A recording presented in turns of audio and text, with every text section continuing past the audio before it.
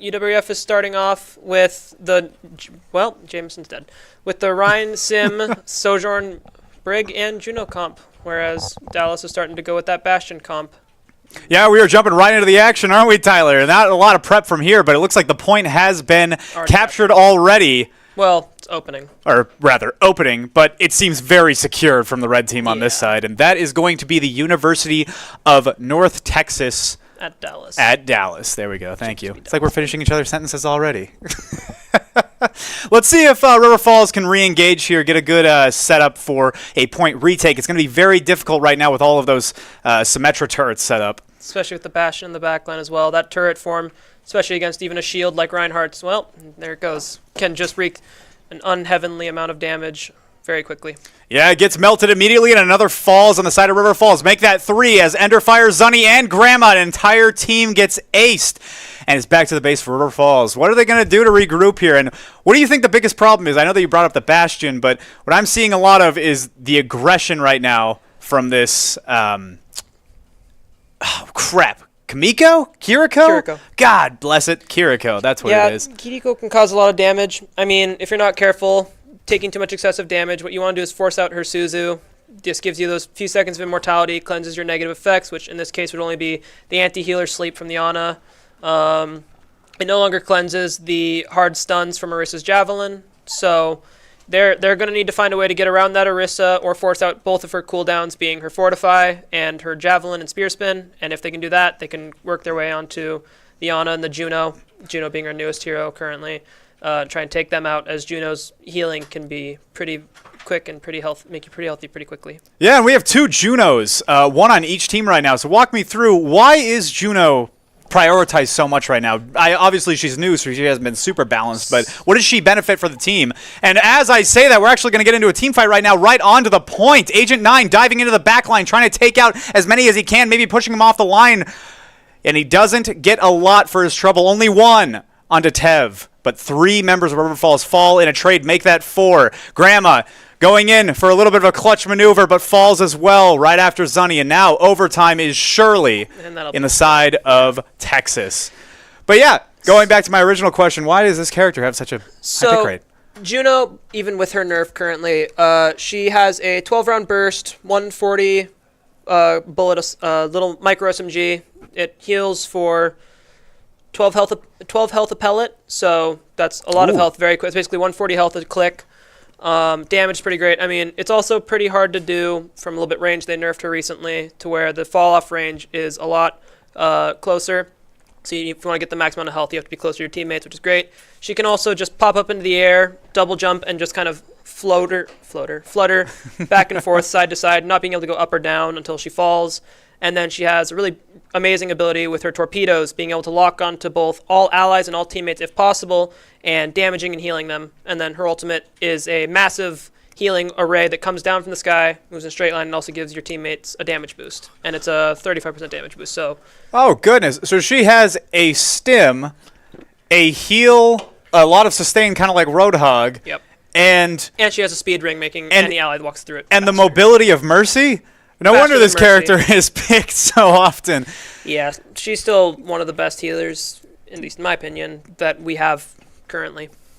River Falls being aggressively pushed right off the bat from spawn by Texas right now. Only 3 members showing up to the battle, while the 4th and 5th are sure to join very soon. And here comes the team fight, trying to make some wiggle room right now onto the top of the stairs, but Mayo falls first. Agent 9 gets one back onto Dez, and now it's going to be a 4v4. Dirty Dallas, the only one taking up all of this heat in the front, and he is a one-man army against the 4 members of River Falls as they have to pull back into the small alleyway. But no! Agent 9 with a flank around, trying to take some space for him and his team. Let's see if he can get it done. This Bastion is melting the backline right now. Junkrat trying to throw over some of those missiles, doing a lot of damage, but like we were talking about earlier, it's just the sustain right now. Agent 9 sure to fall soon, but no, is able to stay alive. Oh my gosh, the Kiriko coming in huge with all of those heals right now. Agent 9 is still alive. This is unbelievable. Nine's doing the right thing. He's ignoring the Orisa, like, if you can just ignore Orisa as much as you can, she really won't do much, especially against another Orisa. You can just focus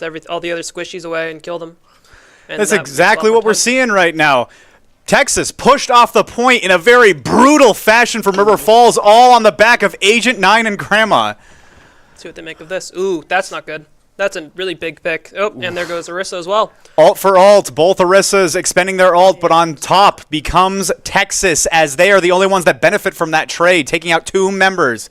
And now it's just Mayo on the backline. The ultimate is up, but opts not to use it, as it probably wouldn't do much anyway.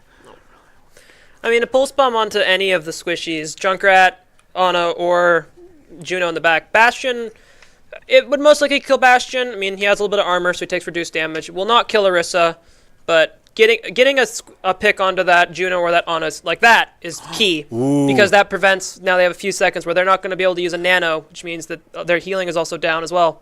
Nano obviously bringing you up extra health. Absolutely huge pick. Dirty Dallas brought down to about a 10th of health, going for some heals, but no, gets taken out by Agent 9 and Zunny as Tev falls as well. Dez is able to pick one back onto the Tracer player of Mayo, but River Falls has secured this point for themselves, trying to even up that percentage score. 37% now onto the board to 75. Can they hold it on, Tyler? I'd say so. I mean, they need to be careful of the Junkrat. I mean, they need to be careful in general, but the Junkrat on this map in particular, on a lot of angles, he can just hide where he can not be hit at all unless they push towards him, and he can just ricochet his grenades off walls, doing a bunch of damage very quickly, even only with 5 rounds.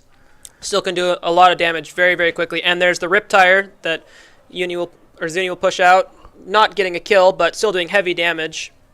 Riptire from both Junkrats, but neither netting any sort of success. But meanwhile, we're talking about success. Let's talk about Grandma and Mayo taking out 2 members of Texas, but they answer with 2 of their own. Agent 9 picking it up, keeping it in, an advantage for River Falls. Can he continue that?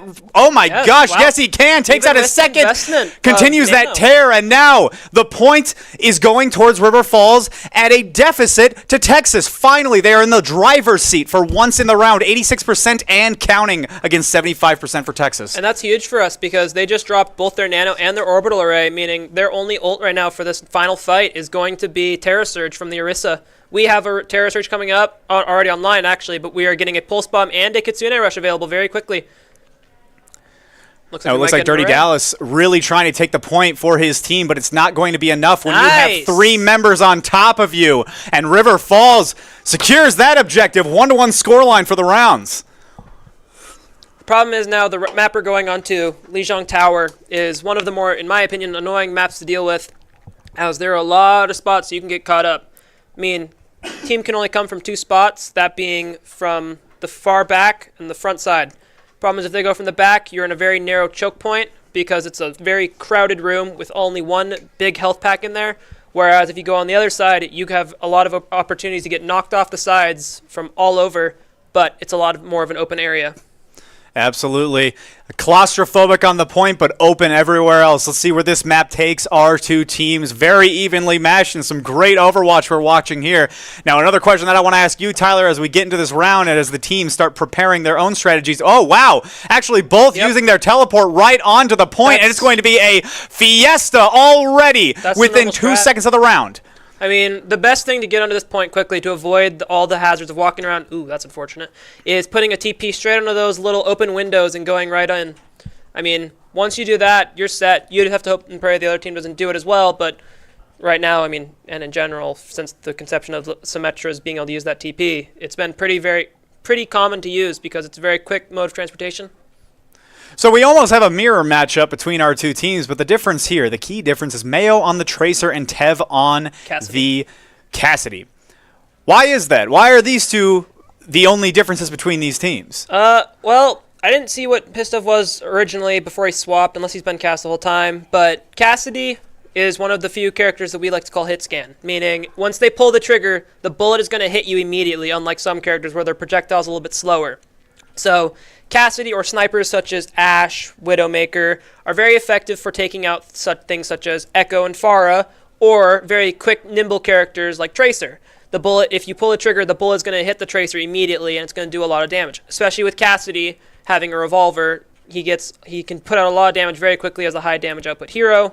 And if the Tracer tries to blink in, he can also use his flashbang to stop her progress and then headshot her and kill her. if possible. Yeah, big contention right now onto the point. Mayo drops Oakland. Agent 9 drops Dez, and now the kill feed is just firing up. Dirty Dallas is able to get one back, make that two from Tev and Dirty Dallas, but Agent 9 secures the last two. And now the point finally goes River Falls at a 60% deficit in order to make this back. I'm not sure if River Falls needs to change their strategy or if defense on the back foot is where they like to sit. I'm not entirely sure here. They do need to Agent pressure 9 the support and backline. doing a great job at keeping him there, but the portal comes through right onto the window, so it's going to be a 5-man ult from Agent 9. Blows him back, not doing a ton of damage, but able to stall out for his team. Brought down to about a tenth of health. Can the heals come through? No. Agent 9 does fall, but not before taking 3 with him. Grandma felling the 4th, and now it is all up to Dirty Dallas. Last on the point, pulls back to regroup with his team. And that'll be enough. That's way too much pressure to have to deal with, especially for just a singular Orisa going up against everybody else. Orisa's damage is great, but it's not that good. Yeah, but on the side of Texas, they have 3 ultimates up and counting. On side of River Falls, only having 2. Is this going to impact this next point contention, or is Texas going to have to stall out a little bit longer? Let's see. Well, I mean, a really common strat people like to do with Cassidy right now is they use Juno's speed ring along with Cassidy's high noon. So he will normally be pretty slow when he's using it, trying to walk forward, get those lock-on insta-kill headshots. But with Juno's speed ring, he moves very, very quickly, and he becomes a lot more dangerous using it. Talking about danger, Agent 9 is in danger as he falls to Dirty Dallas, taking out 2 for his own. Oakland dropping Sunny, and now it's just 2 members of River Falls make that 1. Mayo, the last saving grace at 1 HP, gets felled by Copperfield, and now River Falls back to base and back to the drawing board. I mean, they got no ults other than still Deadeye and Terra Surge. We're coming up on our own Terra Surge. Oh, well, actually, that's not about it. I mean, halfway to a Kitsune, halfway to a Riptire, but I mean, standing-wise, it's fine. But so it's going to be luck and patience for River Falls in order to take this point back 75-75. The window is closing for the blue team here. Can they make a point to take this point from Texas? 1 ultimate on Agent 9. The Orisa could be super impactful here if he's able to land it on multiple members of Texas. But before he's able to even pop it, Dirty Dallas drops Zunny and Enderfire. Mayo, all the DPS are down. Grandma is able to get back on the Kiriko, but no, a double ultimate from Cassidon rips the head off of both members of River Falls and 100% gives the round to Texas. Yeah, that's a little unfortunate. I mean, one of the big problems with the Terra Surge is that even at the start, it doesn't do much damage, but as you use it, it starts to scale up in damage, being able to do more and more up to a 500% charge rate. Or I think maybe it's with 200, I forget. I don't play Orisa that much. But either way, it does damage over time already, and then it'll just do a lot more very quickly. So see like that, right there, the fact that he could pull the trigger and immediately that Tracer was dead. It's very impactful. Yeah, I totally see what you mean now by hit scan. That is brutal, that hit detection right there. It's almost like you just have to look at your enemy and they're going to be getting hit as long as they're on that crosshair for at least a millisecond. Yep. Great round, great effort from River Falls. Very evenly matched teams, wouldn't you say, Tyler? I think that River Falls could have had either of those rounds that they lost. It was just a little bit of luck and a little bit of ult placement that did them in. Yeah, I mean, it's definitely better than the last time we played this team. We got 3-0 swept last time, so we're hoping for revenge, but I'm pretty sure Lijiang last time was a bit of not as close of a game. I'm pretty sure they 2-0'd us on there, so it's good to see we got 1, and I'm going to assume we're going to go into probably Eichenwald next. I mean, that's been our most commonly themed map throughout the season. But we'll see what happens. Absolutely. We'll see if River Falls can pull back this series on Eichenwald, correct? Should be. And we will talk more about it when we come back from a short break. Stay tuned.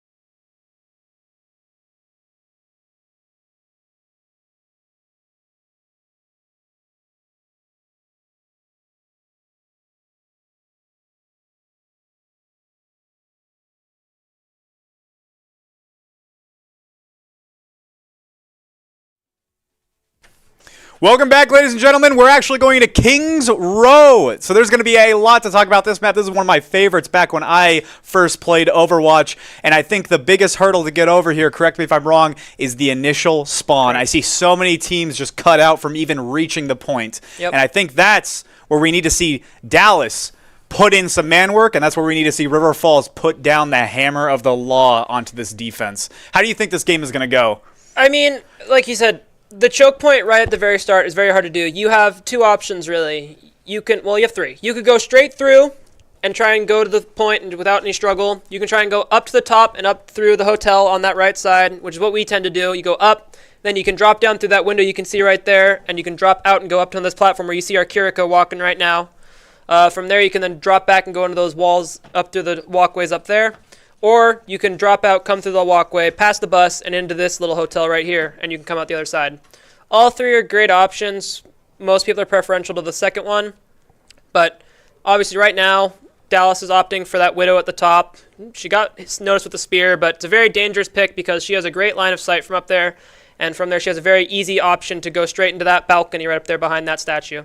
Yeah, head on or sneaky. There's a lot of methods of attack right here, and it looks like the plan of attack for Dallas, at least, is going to be head on. Dez taking a lot of damage, but getting healed up immediately back. The Orisa is the one that I'd be more worried about, brought down to half. If everybody could focus her, I wonder if we would be able to take out a kill. But no, the Orisa's pulling back two of the DPS members from River Falls, and now the point is slowly going into the way of Texas. Are they going to be able to respond? Let's find out. River Falls pulling back, regrouping. But it looks like no efforts are going to be made to take back this point. Problem with this matchup right now is each team has a Widow, so it's really just going to be a matter of who gets the Widow pick first. If you can secure the Widow pick, that's a lot of pressure off your back now after you get picked. My personal favorite, I like this map a lot. It's one of my best maps to play as the character Venture. I love playing Venture on this map because there are a lot of just sight lines. You can easily pressure a Widowmaker and a lot of flanking routes to take. And look at that, Texas, a wiener dog hair away from securing that point, but that one Widow pick that you were talking about is able to pull River Falls back and buy a little bit more time. But as I say that, Tev on the Widowmaker takes down Enderfire. Agent 9 responds back by taking down the Bastion player of Dez. And now it's just Agent 9 on the point, sure to follow himself into the grave as Oakland decimates him. Copperfield with another of his own taking out Grandma, and that is going to be the Kiriko healer. Mayo drops as well, and now River Falls on the back foot. And their ult economy is perfect right now. They have full ults. We just lost our Terra Surge. I mean, we're coming up very slowly as opposed to their DPS. Ooh, they're opting for the Torbjorn swap rather than a Widowmaker. So probably going to be turret on cart, but still a very interesting pick. Yeah, this is the shift. This is the shift we were talking about earlier in the game. Is just the hardest part, or at least one of the hardest parts, is just getting right onto the point itself to get that truck moving. And now we're seeing a pivot from Texas.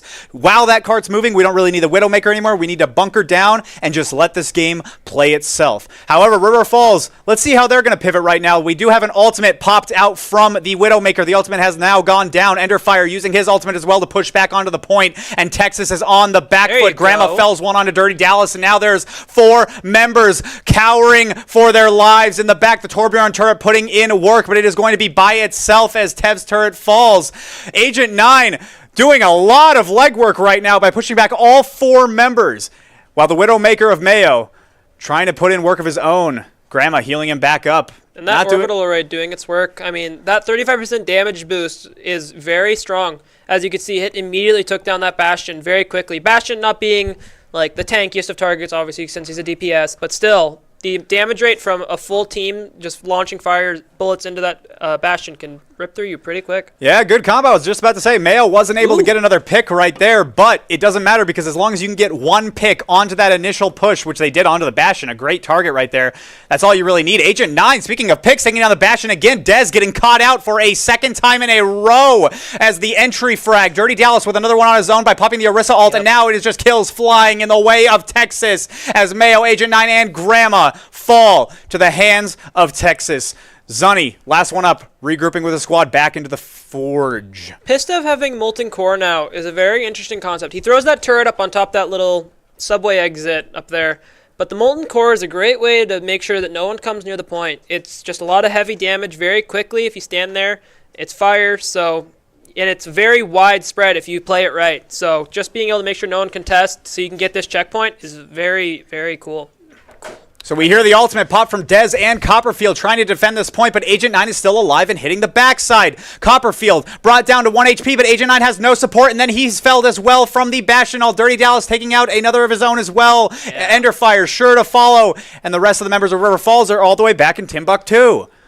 It's intense. If you go in and you don't have supports, or anybody else for that matter, to help you out getting kills, even as a tank, you're still kind of screwed. Like, having supports with you in the backline, even if they're DPS, to help secure kills and wipe out their healers is very crucial, especially for something that Jameson here is trying to do.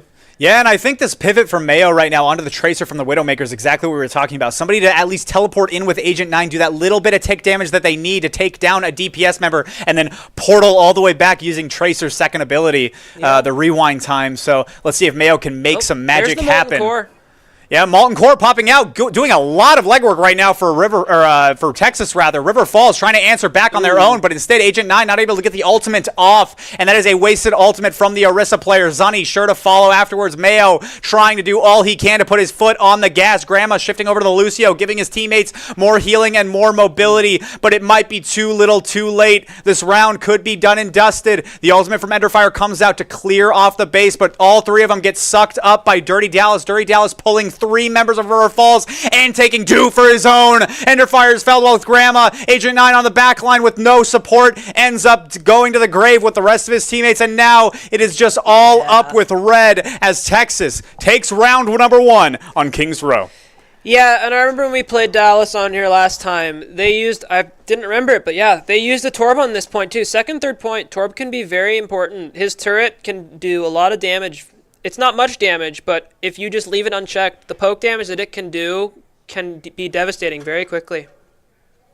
Yeah, let's see how River Falls is able to change their strategy here. I think they had a lot going for them. Yeah. I think it was just a late adaptation right now, in my unprofessional opinion. Not like I play a whole ton of Overwatch. These players are definitely much more experienced and much more adept in this kind of macro on the game and the team planning aspect. But again, I think it was just a small late pivot from the Tracer. I think that would have been a lot more beneficial than the Widowmaker, especially when you're coming down the middle side of Kings Row after the initial point was secured. However, it's done and dusted. Might as well not dwell on the past because a new round has started. Let's get ready to start your engines for River Falls now on the attack, trying to beat the time that Texas has set onto the map. They're opting for that May Torb rather than a Widow, which will be interesting as we see Mio over here going to the Widow up top. Grandma's also going for the Zenyatta. Zenyatta being a pick that he's been experimenting with a lot in our scrims and just regular games in general. Being able to put that Discord Orb onto enemies, making them take increased damage. Healing Orb it's a source of healing. It's not the greatest source of healing as it's very slow, and if you go out of range of him too quickly, it'll disappear. So, yeah, very aggressive support pick from Grandma. Let's see how they can make it work. Oh, I think Mio going to Bastion. Ooh.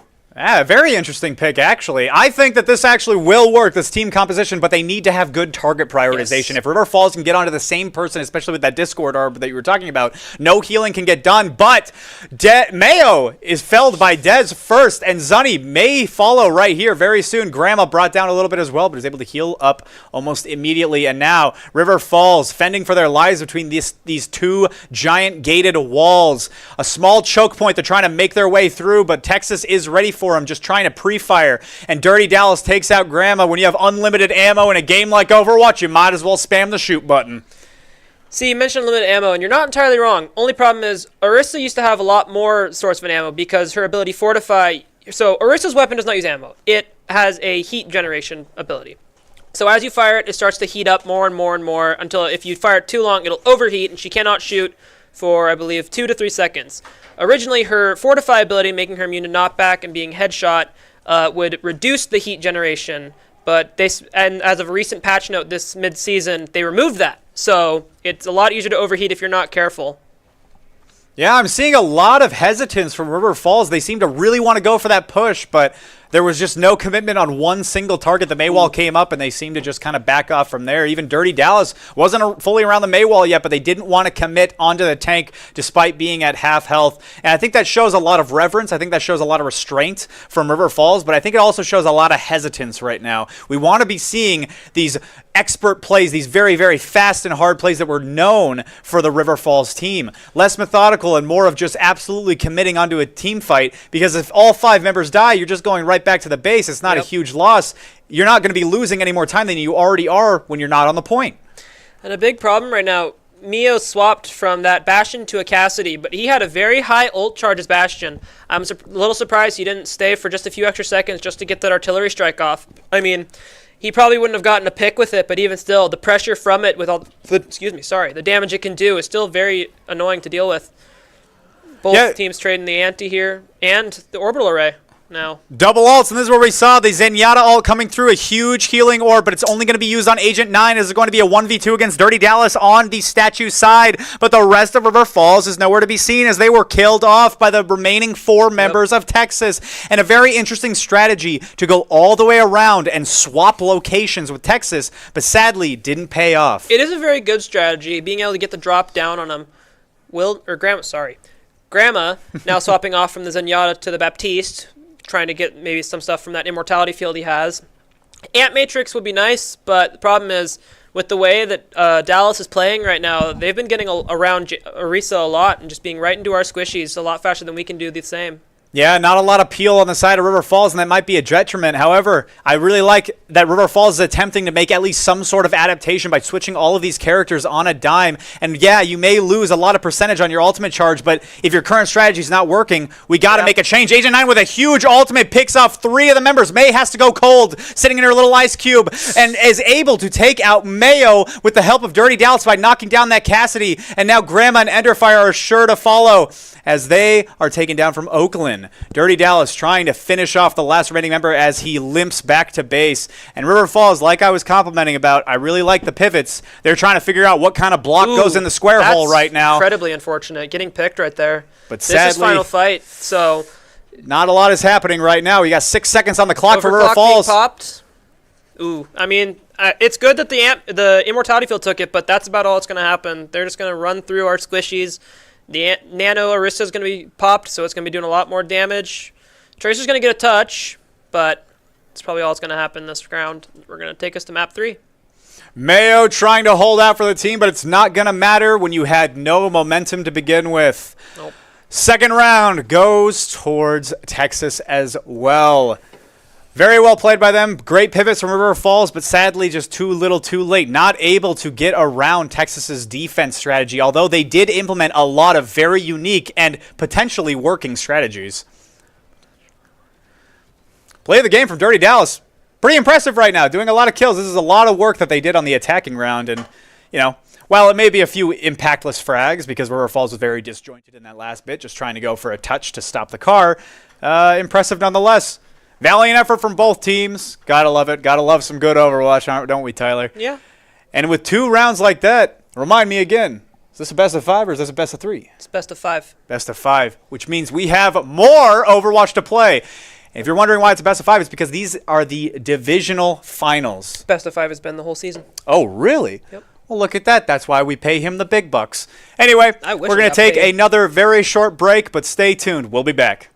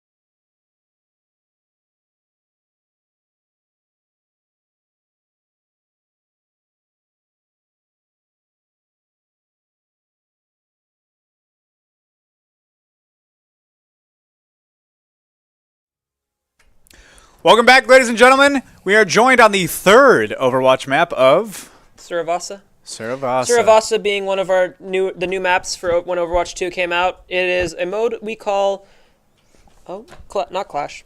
Oh my gosh. Flashpoint. Thank you.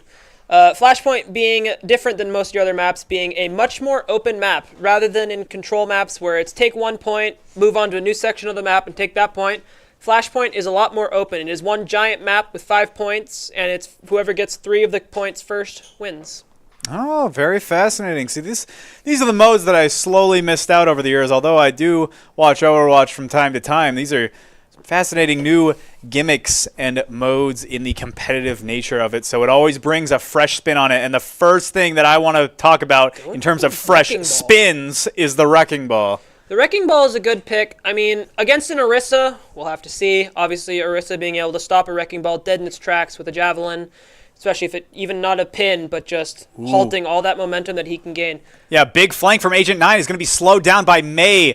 Grandma also from Dez, but oh my gosh, a lot of damage from Agent 9. A great pick onto Tev right there. Tev not understanding that there was going to be a flank from the Wrecking Ball. And that was a poor miscommunication from Texas. Let's see if the opening frag here can be made into something beautiful for River Falls. Agent 9 and Mayo on the back line taking down all the squishies while Dirty Dallas is a one-man army against the remainder of River Falls.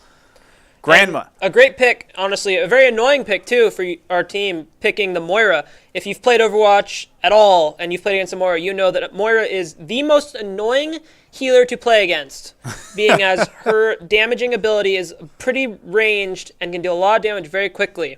Her healing ability is also pretty nice, and having that damage orb to send even farther damage downrange, hitting a cluster of enemies. Yeah, Moira is very annoying to play against. That's what I was just going to say. Grandma pulling over towards the Wrecking Ball. Picking the Sombra. Huh. Sombra, of course, if you played what used to be a very great character, this beginning of this season, they actually changed her a lot, making her invisibility rather than being for as long as you want it to be, so long as you don't hack. They changed it to a 5-second thing with her translocator, her little teleportation device, putting her into invisibility for 5 seconds, and that's it. Then she's visible. Of course, the translocator is also on a 7-second cooldown, so you can basically stay in invisibility, but you can't do anything while you're invisible unless you want to reveal yourself. Oh, minefield coming out from Agent 9, and he is absolutely putting the team on his back. His back must be really tired from this huge backpack that he's got with 4 other members of River Falls in it as he completely 1v9s the entire game right there. Pushing back all 4 of the squishies and then 1v1ing Dirty Dallas onto the Orisa, securing the first point in Flashpoint also for River Falls. And for the first time in all of these maps, we have River Falls in the lead. And we're seeing a Mulga. Mulga is pain. He brings nothing but pain. He is very annoying. If he is not played against very carefully, he can deal a lot of damage very quickly, having 2 miniguns, 500 bullets total. One will light you on fire and do a lot of damage. The other one always will be critical damage so long as you are on fire. He has another ability called Overcharge, I believe is what it's called. I forget. But basically, it's lifesteal. So all the damage he is dealing is turned into health for him. He also has a charge that cannot be stopped by anything like that. And it can end in a powerful stomp that will stun anyone caught within its radius and deal a good chunk of damage. I believe it is 150 currently. Yeah, Enderfire able to get his ult off onto the point before passing Grandma, showing the power of Myra by getting a huge ultimate, doing all that healing and damage in one blow with a Kamehameha. And 3 members of River Falls stand strong against the 5 of Texas. Great ult placement from River Falls right there. The interesting thing, opting off the Sombra, I'm not surprised. Sombra has a nice passive called Opportunist, where if an enemy is hacked, she deals a lot of extra damage to them. However, with her nerfs, she's, again, one of the worst characters in the game currently in consideration of rankings. Oh, an interesting rat play from River Falls, but 2 fall. It does not pay off for them as Dirty Dallas picks up Enderfire. Mayo goes back to the loading screen as well with Dirty Dallas. Dirty Dallas putting in a lot of work right now, and it seems to be the story of the tanks. The superstars of both teams putting in absolute work. However, 49% for River Falls, and they're only on 16% on the side of Texas. This could absolutely be a retake from the blue team.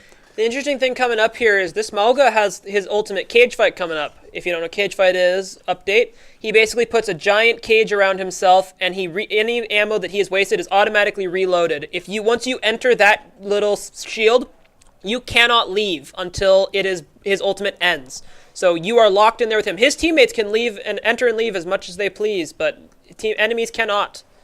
Oh, Grandma trying to support her tank as much as possible, but the hamster ball is already gone. And instead of the place, it's the Moira that takes it. And now it's just going to be 2 members make that 1 member left on the point. No, actually, Enderfire staying alive with some Kiriko heals of himself, but still, the damage has been done.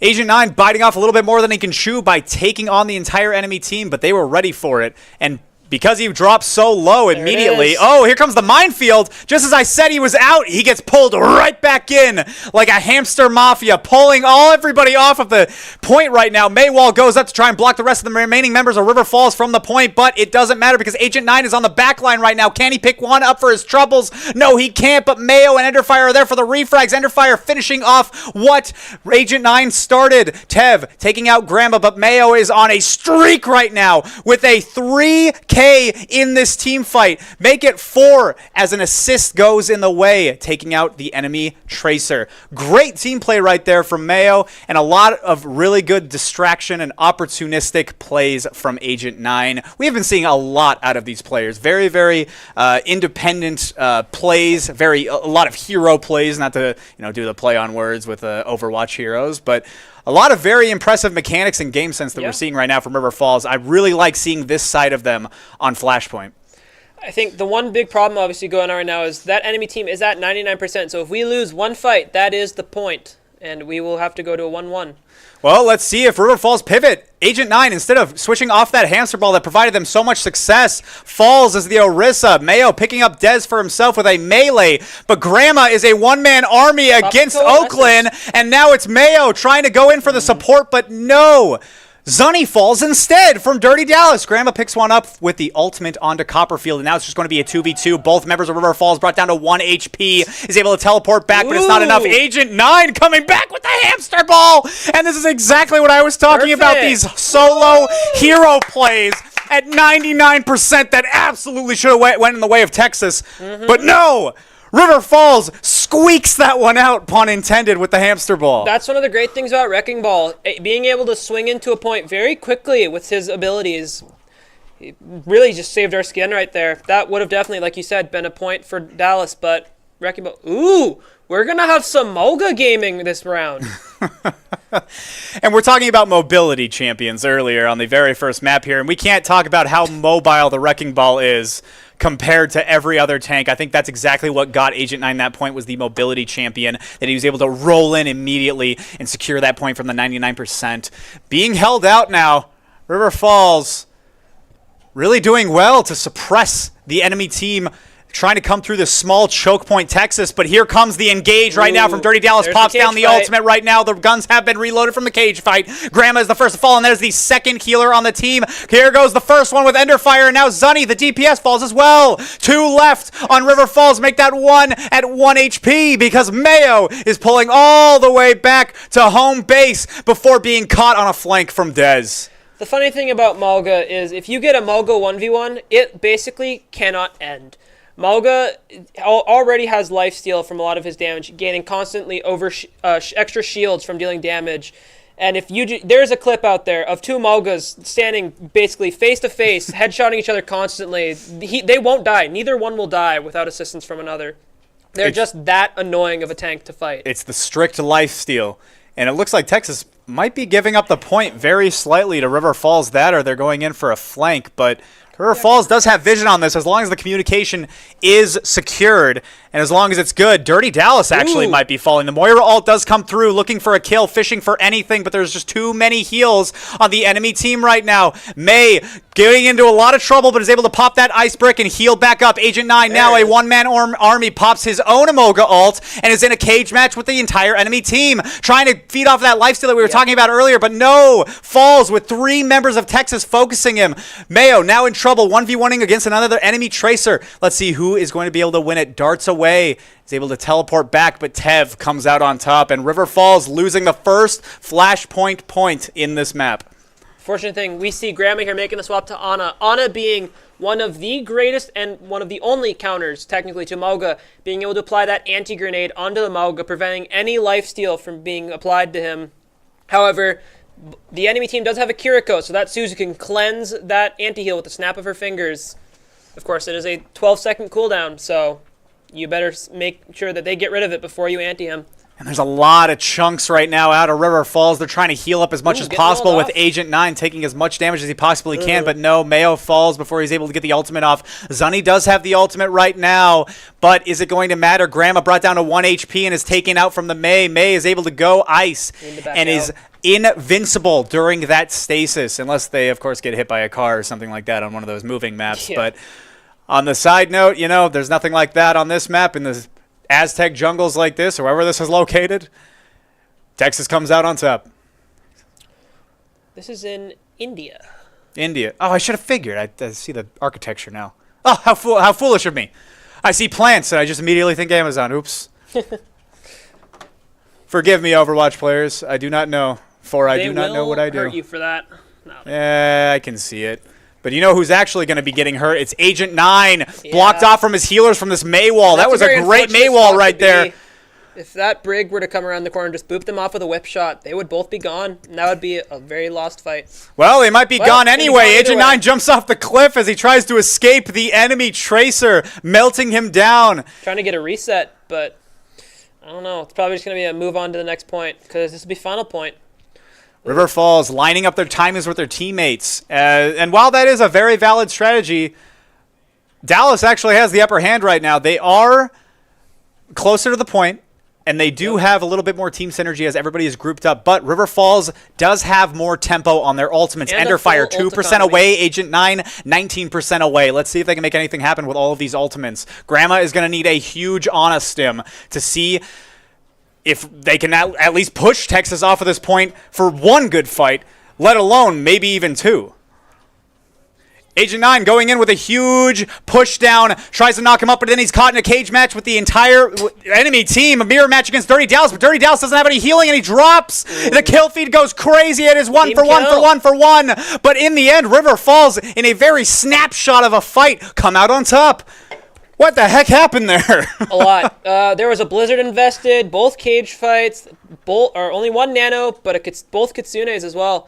The Blizzard being a big part here was trying to get the freeze to make sure that they had a bunch of guaranteed headshots to get kills. Didn't work. The Mei died. And the rest of the team folded very quickly with it. Not a lot of heals on the side of Texas as Oakland trying to put in work, but he can only heal so much, and just one by one the members of Texas falling. But now it might be on the other side of the spectrum as River Falls pulls back. Enderfire trying to help his boy out by TPing in, but no, he actually falls instead, giving his own life for his tank. Not going to matter as Tev pops his ultimate onto the back of Zunny, blows him sky high with the Tracer bomb. Get out of there. He's just staggering. He tries to jump off the cliff in order to line up the spawn tempo with the rest of his team, and while it does work, the point went to Texas. And now we're going to this fight, 1 DPS short. And this is what I was talking about. River Falls needs to win one, if not two fights. And they did win the first one. Great use of the ultimates. That's exactly what I was talking about. But now you can't rely on that. You have to rely on the team play and the mechanical skill against some of these mirror matchups. Let's see if River Falls can pull it out of their pocket to get this 56% up to 100. Ooh, Mio getting picked again. That Tracer, that's going to be unfortunate. Yep, Mahoka's going to fall as well. Ooh, two huge picks for Texas, and then they just start getting clean sweeped with the broom of Texas. Huge plays right now from the side of Dirty Dallas as he just tries to go in and make something work, and it turns out it does work. He's putting him in a panini press right now, crushing River Falls' hopes and dreams of going to a fourth map in this series. And that'll be game. That's unfortunate. No one was able to touch. Mio was caught up in that Tracer 1v1. I don't know if he was paying attention to the point. That'll be game. And that's done and dusted. 3-0 series for Texas. Nice. Play of the game from Grandma, however, so a win is a win, as they always say. A win is a win. A River Falls member. And they played extraordinarily for the beginning part of Flashpoint. I couldn't tell you how excited I was to see a useful Wrecking Ball. Yeah. Yeah, Wrecking Ball is not normally used in a lot of games. It's very rare to see a wrecking ball be placed. But on a map like Suravasa, it's a little bit more common. Again, just being able to take to points a lot faster. The minefield being able to control the point a lot easier. Makes life easier for the rest of the team as well. Yeah, the amount of mobility that they were able to bring to the table sadly couldn't outrun the train that was Dallas. Like we said earlier, a 3-0 series, but valiantly played by River Falls. Honestly, any of those matches could have went the other way. It wasn't an insane stomp. They were pretty close, all things considered. Great effort, great Overwatch. Thank you for joining me on the cast tonight, Tyler. Any final closing remarks? No, just good job, UWRF, and hopefully we can do better next season. Absolutely. End of a season, but not end of an era, as we will be back next semester for more esports Overwatch. Stay tuned for that. However, later tonight, we got another title for you, League of Legends. So stay tuned as well for that tonight at 7:30. Have a good one and stay frosty.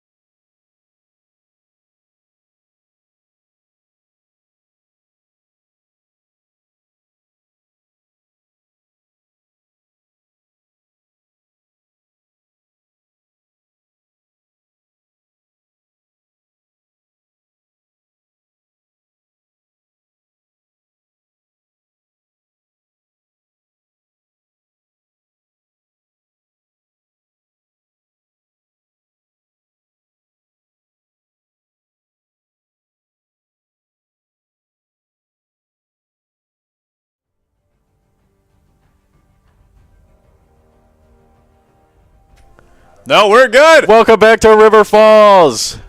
Esports, I should be a little bit more specific. My name is Gavin, as usual. I am joined by my good friend James, and we're here to cast out. UWRF is back with a rematch, a well-awaited rematch. I forgot what the name is. Southern Alberta, baby. All right, so we've got Kato's on the Galio. I'm just going to jump right into the draft here. We've got Kato on Galio right away. Not a mage, not a ranged, versus Sair on the Vex. Yeah, I honestly really don't know what they were thinking here. Galio is really good. He provides a lot of CC and a lot of tank immunity for the rest of the team. However, for the early to mid game, I think he's just going to rely a lot on Xin Zhao if Pizza can get ahead in the early game. That's the big thing with the Vex, is you want to be doing a lot of damage and a lot of poke onto this Galio early until he starts to spike. Then you can start pulling back, let your Skarner do some work. But I think it's going to be a pull and push kind of relationship in the mid lane right now. Definitely, I think so. I think while Galio lacks a little bit of that range and he can close the gap quite easily, but he also has that magic resist or that auto magic shield and the ability to, kind of move wherever he wants to. And with the Xin Zhao, hopefully maybe providing a little bit of support on the mid lane to keep that Vex at bay, to keep Sair at bay. That'll be, I think, a stalemate overall, but we'll see. We've been wrong before. We got top lane here. We got a Urgot. I don't think we've seen Aaron on the Urgot yet. This will be interesting. Versus a Gragas, also a matchup I don't think we've seen. Yeah, absolutely. We actually have seen no Gragas in our time casting here, Gavin. And the Urgot, I don't believe we've ever seen one in a game. However, I have seen the scrims come out from River Falls, and Aaron is a monster on most champions, as I'm sure we all know, but Urgot especially. This man understands how the execute works, what trades he can take, and, I could just go on and on and on about how Aaron knows his matchups, but I'm very confident that the Gragas pick was used for the late game. How can we use Gragas to blow away somebody in a team fight? How can we use him to buy time as a tank? We're not really working on him to be a lane bully against the Urgot. I think they're just taking it as a placeholder to bide your time. If Aaron kills you, you know what? It happens. Just be useful later in the game and outscale, which is going to be tricky against an Urgot, because if he gets a small snowball lead and the Urgot starts rotating early, the rest of the game is done. And I don't want to segue too fast, but when Urgot starts roaming against two squishies like Karma and Ashe, especially in the bot lane, if there's a lane swap that comes through, it might be over before it even starts for Alberta. There's a lot of mobility on both the Gragas and the Galio, which Urgot, I think, works really well against, just because his whole thing is just moving around, being the mobile guy on his spider legs. And I think you said it great. I think the Galio and the Gragas, if there is a lane swap, Urgot will be able to take both of those down, no problem. For a bot lane, though, we've got an Ashe and Karma versus a Corki and Janna. We've seen Enchanting do absolute numbers on the Corki, and then with Eerie on the Janna, this is just going to be nothing but artillery fire. Yeah, I'm surprised to see these kind of bans come out. I understand that the Alberta might be worried about the Nautilus just from the CC and to lock down those immobile champions such as Ashe. Thresh, I'm unsure about that one. Rel, definitely just more for the CC. Vi, a weird pick against Frigely, knowing that he doesn't really play. Sorry. I'm reading out the entire wrong one, but still. Nonetheless, they banned Amumu. They don't want to see the sad man uncaged. I'm surprised to see some of the best champions for their respective roles on these players in particular of Corki, Enchanting, and Janna Eerie. These two have been super comfortable. In fact, Eerie, pre-game, has been asking the coach, put me on Janna, put me on Janna, put me on Janna. I'm ready to go in for it. So it's very interesting to see it slip through. They must not be worried it's an Enchanter versus an Enchanter matchup. Maybe they think that Karma and Ashe aren't really going to outscale, but they're going to be much more useful during the team fight phasing with all the CC that they can provide. But if Enchanting and Eerie play that aggressive nature that we're used to them playing, and they start scaling faster than Alberta can keep up with, the game's going to be a lost cause at that point, because if they hit level 6 beforehand and get 2 picks onto the second Drake, maybe even just the first Drake if it hasn't been taken yet, River Falls is in the driver's seat for scaling for the rest of the game. And Enchanting just knows how to push buttons as it is, but Corki is just so powerful. It's such a strong unit here, and with Enchanting on it, obviously, just makes it more powerful. And I think, shifting onto the Karma Janus matchup, I think this is just a fantastic matchup as a whole, because there's a lot of healing and shielding happening on both sides, and not only with that, but Karma's got the speed, Janna's got the CC, and just kind of speed control also. But the availability of the knockback with that Monsoon ultimate is going to be super strong against the Xin Zhao specifically and the Gragas both. So they're going to want to be getting up in your face also with the Galio, but with the Janna just being able to kind of knock away, say, hey, this is my zone, we're healing now, get off my guys. So I think this is going to be really prominent in the late game for keeping Enchanting and Pizza Boy safe. I think the peel is crucial. You couldn't have said it better. And speaking of Pizza Boy, he's got some peel himself on that Vex with the Fear. Enchanting taking a half hit right now in the bottom lane while we're just talking about the draft. They want to get things started early this game. We're laying it out on the table and saying, this is what I'm doing here, okay? Step back, buddy, all right? So this is going to be, I think, a very prominent throughout this entire series. We've got a best of, I believe, 3 today as usual. And with Corki and Ashe just being immense powerhouses here, we're just going to see a lot of damage being traded on both sides, and obviously we got the 2 Enchanter supports. They're going to be trying to get their items done, and they're just going to keep bullying each other. Going to early huge damage out on Enchanting here, but Eerie is here to provide some support with a nice barrier first level. Nice pick here, and opting for the more support role instead of opting for the Tornado first thing or the Zephyr first thing. I believe the bird shooting out is one of the first picks here for a Janna level. Yeah, and it's a lot of poke damage right now early in the game, just about to be hitting level 2, still level 1, doing all that damage onto Enchanting and Eerie. This is the aggression that we've known from River Falls, but this kind of damage you can't take up against the powerhouse that can be the Karma Ashe combo, as they can just play it as slow and methodically, I mean, Ashe being made of ice, as they need to. And if you get lane locked to the point where you're not able to CS anymore, that you can kiss that lead goodbye, and the Corki Janna combo isn't going to be as strong as it is late game. This is something that we saw a lot in that first game matchup, is River Falls was pushed under turret and just pushed back as a whole against Alberta here, and they're feeling the same exact way this game here. And we're seeing Xin Zhao actually going into the jungle, into Ridley's jungle. Ridley is taking his route over to the blue buff at the moment, and we got a tussle here, Ridley versus Banish.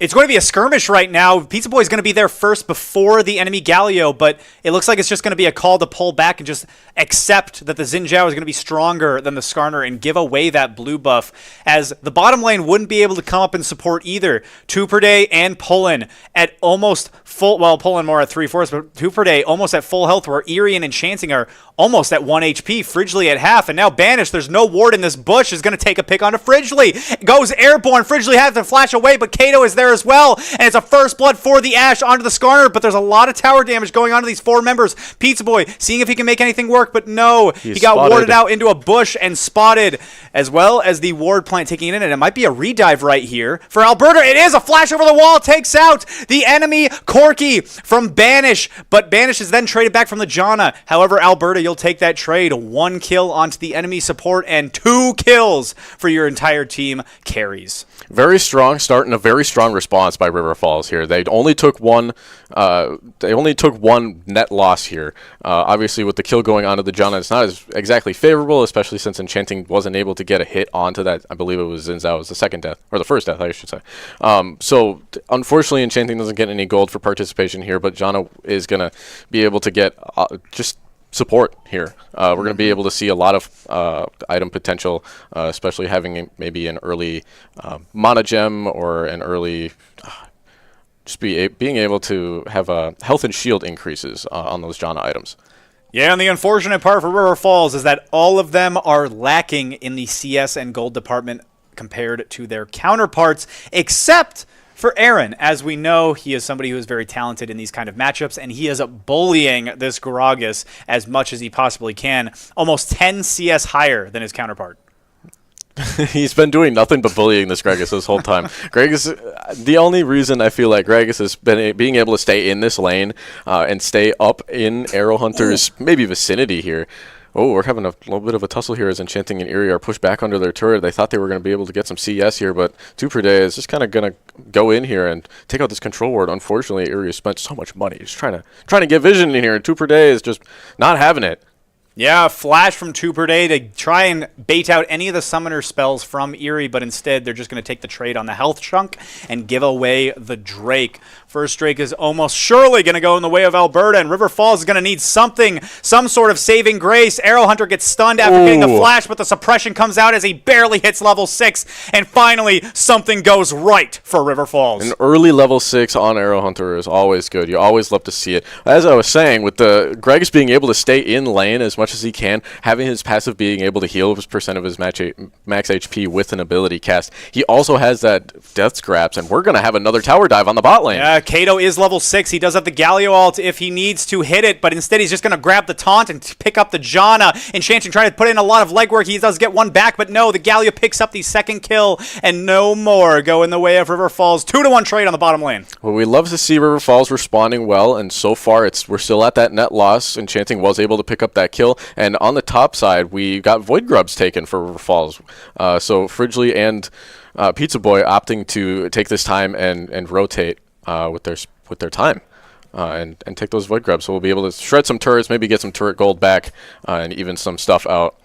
Yeah, trading part of the map. River Falls is trying to play their macro, and they are doing it beautifully as they are able to trade the Drake and a few kills for the Grubs. However, is it going to be enough?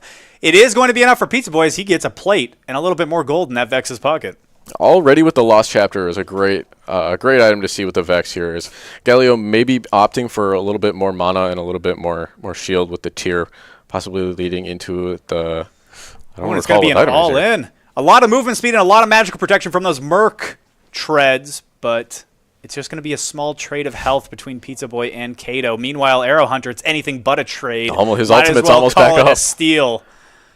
As he whittles down, my time is now to halfway, and when you're halfway from death, you might as well be a quarter, but meanwhile on the middle lane, it's the opposite kind of story as a gank comes through, and speaking of ganks, another one comes through on the top lane, but he is 1v2ing that Urgot. Arrow Hunter rips the soul out of the Gragas and banishes, left wondering what the heck happened. Not quite able to provide enough support and enough, hey, look at me, as Arrow Hunter just kind of hones in on his target and does a great job executing. He just got his ultimate back up, and he was just able to get that Gregs under enough HP to pull him in here. Good knockup from Eerie, but it might be a non-worthwhile trade as Poland is doing a lot of damage. Here comes the Cavalry, however, Fridgley, but it's too little too late. Enchanting and Eerie already gave the call to back off. Now Fridgley has to flash forward. Enchanting brought down to no HP, trying to help out his jungler, but no, trades his life instead. And a poor miscommunication onto the bottom lane. Meanwhile, the jungler for Alberta is still in the top lane, trying to take down this Urgot, not letting the snowball. Kato supporting the rest of the bottom lane, but no, it's going to still be an advantage for Alberta. This was a really good point-blank shot by the Ashe to kind of stick. They caught Enchanting out really early on here, not quite before Fridgley was able to get in and really make himself known. Unfortunately, Fridgley will die as Kato goes in and grabs that blue buff encounter and says, I am the blue buff now. I got the blue health bar. And Fridgley will unfortunately follow a solo kill here to Kato. Yeah, unfortunately not reading the map and understanding that the mid laner is gone for Alberta. Pizza Boy was able to crash a wave, but at what cost? And it's his jungler's life. Arrow Hunter, meanwhile, still sticking around with about a fourth of mana and 3/4 of health. You gotta wonder when he's gonna back and upgrade this Phage into something pretty. Well, this teleport's not back up yet, so he'll be here for a while. There's no way he's gonna wait for the teleport, right? I mean, we all know Aaron. Ooh, and an early push here on a 2 per day.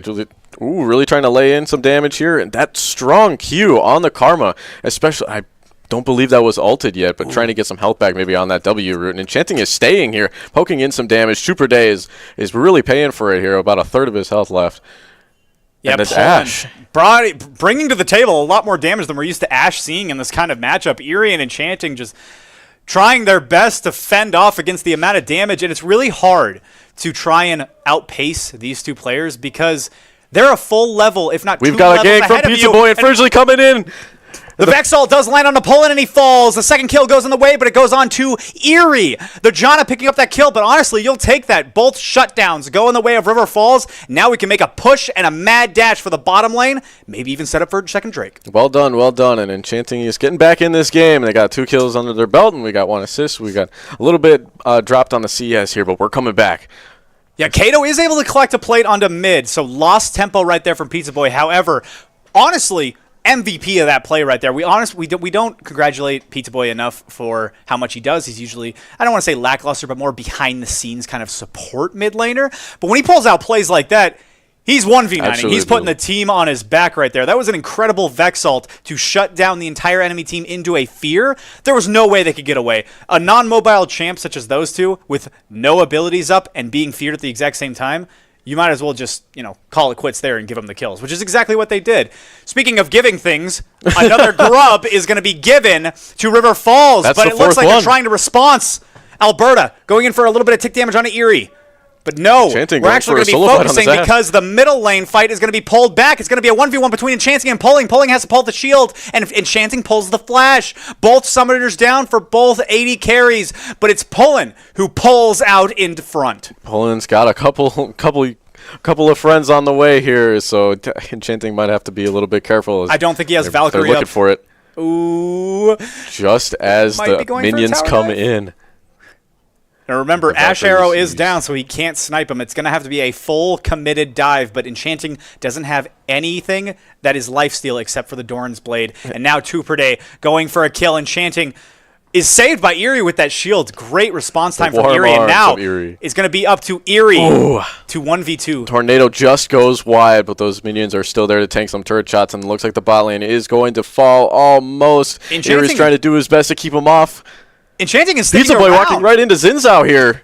Oh my gosh, and that last minion that was being targeted by the turret is protected because of Kato's TP, and now Kato is in the mix right now, 1v4ing the rest of the enemy team, but he seems to just be too strong, gets suppressed, and is trying to broad under tower, but no, the tower is not within range. Pizza Boy pops the shield and is saved by Erie before the tower falls. First tower goes in favor of Alberta, but not before trading a kill over to River Falls. That was a very well done play by Ridley here. So Galio was trying to get out. Galio was trying to ult right to about where Gromp is to his teammates here, and Fridgley just takes this point. He says, "You're not leaving anywhere. I'm going to hit you with my R. We're going to go into the turret. Turret's not going to be able to get there. Just couldn't hold him for enough time." But his teammates were really able to just lay into him, and that's the Fridgley on the Skarner that we love and know. That is exactly what we love and know. However, things are not always hunky-dory as they seem, as River Falls loses a lot of tempo and a lot of gold by giving away first turret before the plates fall.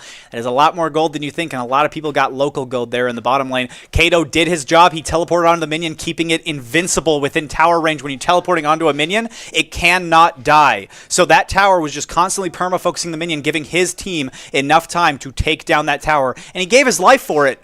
But honestly, you got to say that that's worth it because a kill cost is not anywhere near a tower cost. Correct. And somewhere in that fight, somewhere in the fray, the second Drake fell on the side of Alberta. So Alberta's looking strong with Hextech and a Chemtech Drake here.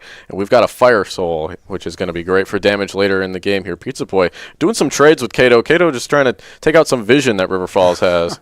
Kato has a lot of health, and this is what we were worried about. Once Kato hits those spikes, it's going to be impossible for Pizza Boy to deal with him by himself. It all had to rely on the early game. Erie taking a huge chunk, Fridgley trying to roll on in with the Scorpion Petals, but he's not going to land on anybody. Arrow Hunter using the Blast Cone to get over into the blue buff, and the top side river is just going to be a massacre. Great pushback from Erie. That's exactly what we were talking about, but Arrow Hunter was left in the dust, has to flash over the wall, but he might by falling anyway. He does. The Ash picks up the kill, and now Fridgley might be next. The Grog Assault lands onto Fridgley, but Fridgley pulls him right back into the enemy team. My time is now is brought short, and a double suppression from the Fridgley man himself. A double kill for the Ash player, but not before Corky lands onto the Gragas. Enchanting brought down to no health, and it is all coming up blue. A valiant effort from River Falls, but a triple kill for Alberta. Just an unfortunate split as River Falls was kind of pushed into this wide cone rather than being all together at the beginning of that fight, and Alberta was just absolutely able to take advantage of their positioning as River Falls is kind of stuck, and then with the two teleports coming in and the Gray is coming in and just a kind of odd space, but since he's just a big guy, he was able to just be right in the middle of everything, right in the middle of the fray, and take some attention off of everybody and onto him. And River Falls didn't have the worst response, but they were able to get at least one pick, I believe maybe one or two here, to keep it relatively all right. So they're not coming at a completely net loss. Not a net loss, but definitely not a net gain, as I believe it was 4 kills that went towards Alberta. And here's the thing about that fight is that my time is now. This is exactly what we were talking about. Even though he loses the matchup to Urgot, as long as he's just a body that can be annoying on the back line in the mid to late game, that is what he is going to be useful on. And that's exactly what we just saw there, pound for pound, in that team fight. Tuperday might be getting caught. Nope, dodges, uses the speed boost on the Karma to dodge the tornado from Erie. That would have knocked him up and almost guaranteed a kill. But nope, just going to go back to farming now. A lot of side lane tempo from Alberta. Let's take a look at this. Is both top and bottom lane is not being covered by River Falls yet, so they're losing a lot of waves, a lot of gold, and a lot of experience right now. Fridgley has the Heartsteel now, so he's probably going to be focusing more on lanes rather than catching up on CS, which is something that we normally see from Fridgley. But this is exactly what we're going to see right here, is just a bunch of these. A missed E from the Scorpion Man himself, but instead he decides to expend the ult. It's worth it as long as we can take down the AD carry, and now Ashe has fallen. That might be a good setup for something. Drake has yet to spawn. It is going to spawn in 40 seconds. Ashe is going to be up before then, but the Ashe does not have a teleport, so they might be able to work something into this timer. It all depends on how they want to approach the next fight. If they can get another kill before the Drake, things are looking good for River Falls. And it looks like Alberta is trying to set up here. Greg is making his way over, lumbering his way over to the mid lane. He says, I'm sick of dealing with this big burger, man.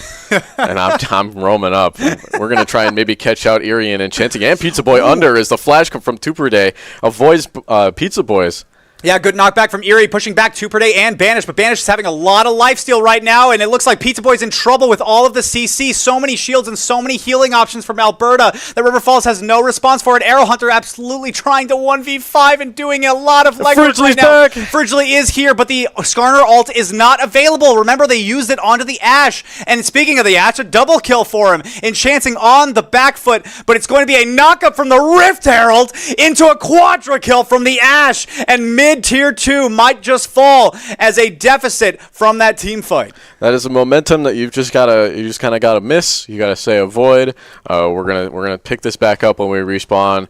They got another Drake here, so we're at Elder, or we're at Soul Point here after this Drake take, uncontested for Alberta, and that is a great way to utilize that Rift Herald there, is in that finishing up that team fight.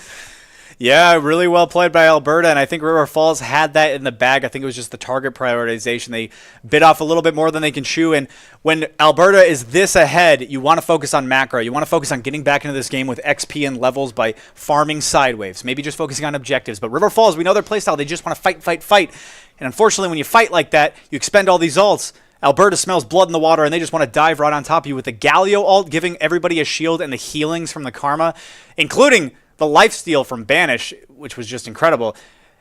There's not a lot that River Falls can do because they just don't have a lot of burst. They have to either kite the fight or they have to get a quick pick. There's no way that they can have some sort of extended team fight in the mid lane like they just did and come out on top. It's just not possible. They don't have an item advantage, they don't have the scaling advantage, and they definitely don't have the experience advantage. So if River Falls can start working a little bit more on the macro like they are right now, a lot of side laning happening, I think that they can pull themselves back into this game. That initial damage and knock up and just a general disruption that Xin Zhao brings to the initiation of the fight is what I feel like puts River Falls off a lot of their edge. I think having the Xin Zhao just go straight into the center and avoiding Fridgley, avoiding Arrow Hunter, and going straight for Pizza Boy or Enchanting is, I think, what just kind of disrupts River Falls' play, defensive play, and they have to kind of, instead of focusing outwards, they have to turn around, focus inwards, and fall back. Arrow Hunter going for a very sneaky play. The flash from Kato is expended at the trade of Arrow Hunter's ult. Now there is no Urgot execute, but there is no flash on Kato, so he can't use a flash dash combo if he wanted to. So honestly, worthwhile trade from Arrow Hunter. Really good way of playing around what Alberta doesn't have vision on. And also forcing a back from Kato. He might be able to get an objective bounty right here on this tower. Absolutely. I was just thinking that myself. And it looks like we've got 3 people pushing topside with the Gragas, I guess, recalling on top lane here. So maybe not a jump on the Pizza Boy, which is good for Pizza Boy, but that Xin Zhao is looking to clear some. They're really clearing all this vision that River Falls has in their jungle. It's the information game. That's exactly what River Falls needs. They need to know where people are so they can know when to side lane, what waves they can catch, what kind of XP advantages they can give their team members. And Alberta's countering it really well by putting out a lot of vision, and now we see what that vision was actually for. It's a Baron setup. Enchanting and Eerie are saying, what's going on over here? Everybody's leaving.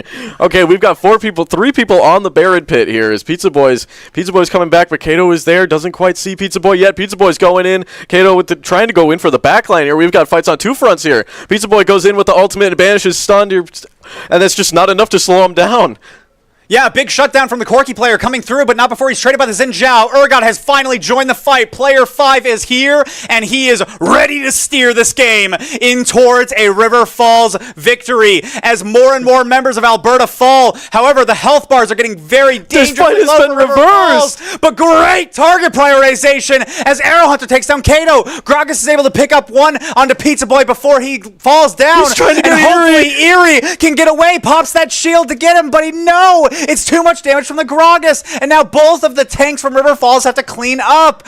A really, really well-played team fight from River Falls, but not enough damage. You know, you got to take it, honestly. We've got 4 grubs here, and we're hopefully taking another turret here, getting some objective bonuses. A lot of kills were dropped in that fight. It's obviously, being a team fight, we lost 3 on the side of River Falls as well. An absolute massacre in the Baron pit at exactly 20 minutes. Yeah, a lot of gold going to that Urgot, which honestly, when he joined that fight, you could tell Alberta was scared. They're like, pull back, we got to go to the top lane. We can't do this anymore. And he was able to get 2, if not, I believe, 3 kills. I'm not sure if Fridgley secured that last one onto Time Is Now, but it was a really, really well played by the tanks from River Falls, and unfortunately, the River Falls carries, there's not much more. Pizza Boy looking to fight something here on this Ashe, and Ashe will plop out the ult immediately. Pizza Boy doing that slow. He sees a little bit of support coming in on the side of Alberta, and they will stop that before it gets too messy for them, and Ashe will just barely live. Yeah, Ashe, I think Pizza Boy, if he could have committed onto that Ashe, they probably could have traded 1 for 1, but he didn't have vision in the top jungle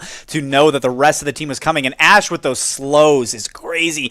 Pizza Boy was not able to move there at all. Even with the point-blank ultimate, the Arrow didn't have enough time to fully get its CC out, but that was just enough to disrupt him. And Arrow Hunter's going in on Kato here, which we've seen this a bunch of times before. Kato's just going to fall back, and Arrow Hunter's going to lay into him. Arrow Hunter, a beast, a force to be reckoned with in this game, and now he's trying to take on the whole enemy team. I want this red buff. But no, he's not going to get it. Looks like River Falls, they're not setting up for Baron, but they're trying to clear out a lot of vision. Fridgley trying to help out his boy instead of clearing some more farm, playing as a team, but that's a lot of poke damage from Poland. And speaking of Poland, River Falls might need to pull back as the vision game is not in their favor, and Enchanting is actually going to be taking the front line right now, doing a lot of poke damage on Kato, but not before he takes 1/4 of his own health. It looks like we're having a little bit of issues target prioritizing here on the side of Alberta, except Alberta is finally committed, and they're going to go into the mid lane. Arrow Hunter is right here, Arrow Hunter is right here, and we're going in. It's that Gragas with huge disruption here. Just too much damage coming out from Alberta, and River Falls is not able to capitalize on any of the damage that they were able to put out. Too many shieldings from Kato and too many heals from 2 per day. Looks like River Falls is going to have to give away this Drake and thus Soul. That Xin Zhao ulted right at the beginning. That's usually what we see is the Xin Zhao initiates, the Xin Zhao goes in, targets one person, and then just disrupts with that ultimate, kind of pushing out everybody, just like that Janna ult does. And then that Gragas right in the middle of everything as Arrow Hunter was trying to position himself, trying to get an ultimate of his own popped out maybe, to just kind of fear everybody in the general area. But they really put an end to that. River Falls was disrupted and pushed out, and Enchanting is fighting and falling to this Ashe. Enchanting just got rapid fire cannon and wanted to see if he can 1v1 Poland bits, but I don't think he realized that 2 per day was right around that corner, able to give Poland the support he needed, and with Infernal Soul, it's a lot harder to 1v1 your corresponding laner when they can do that much damage. Alberta might be setting up for a Baron take here as we got a TP coming in from Galio up to the back of the Baron pit on that control ward, keeping that control ward there. I believe Fridgley was trying to take it down, and it looks like generally uncontested the Baron take is going to happen here 4 minutes later, just what Alberta wanted, and they're trying to end this game out. Yeah, Alberta with a huge Baron plays right now. I don't want to say the Red Bull Baron play because we're not sponsored by that, but we could say the Dunkin' Donuts Baron play? Water. I think water is generally a with great sponsor. With a Dunkin' Donuts seal on it.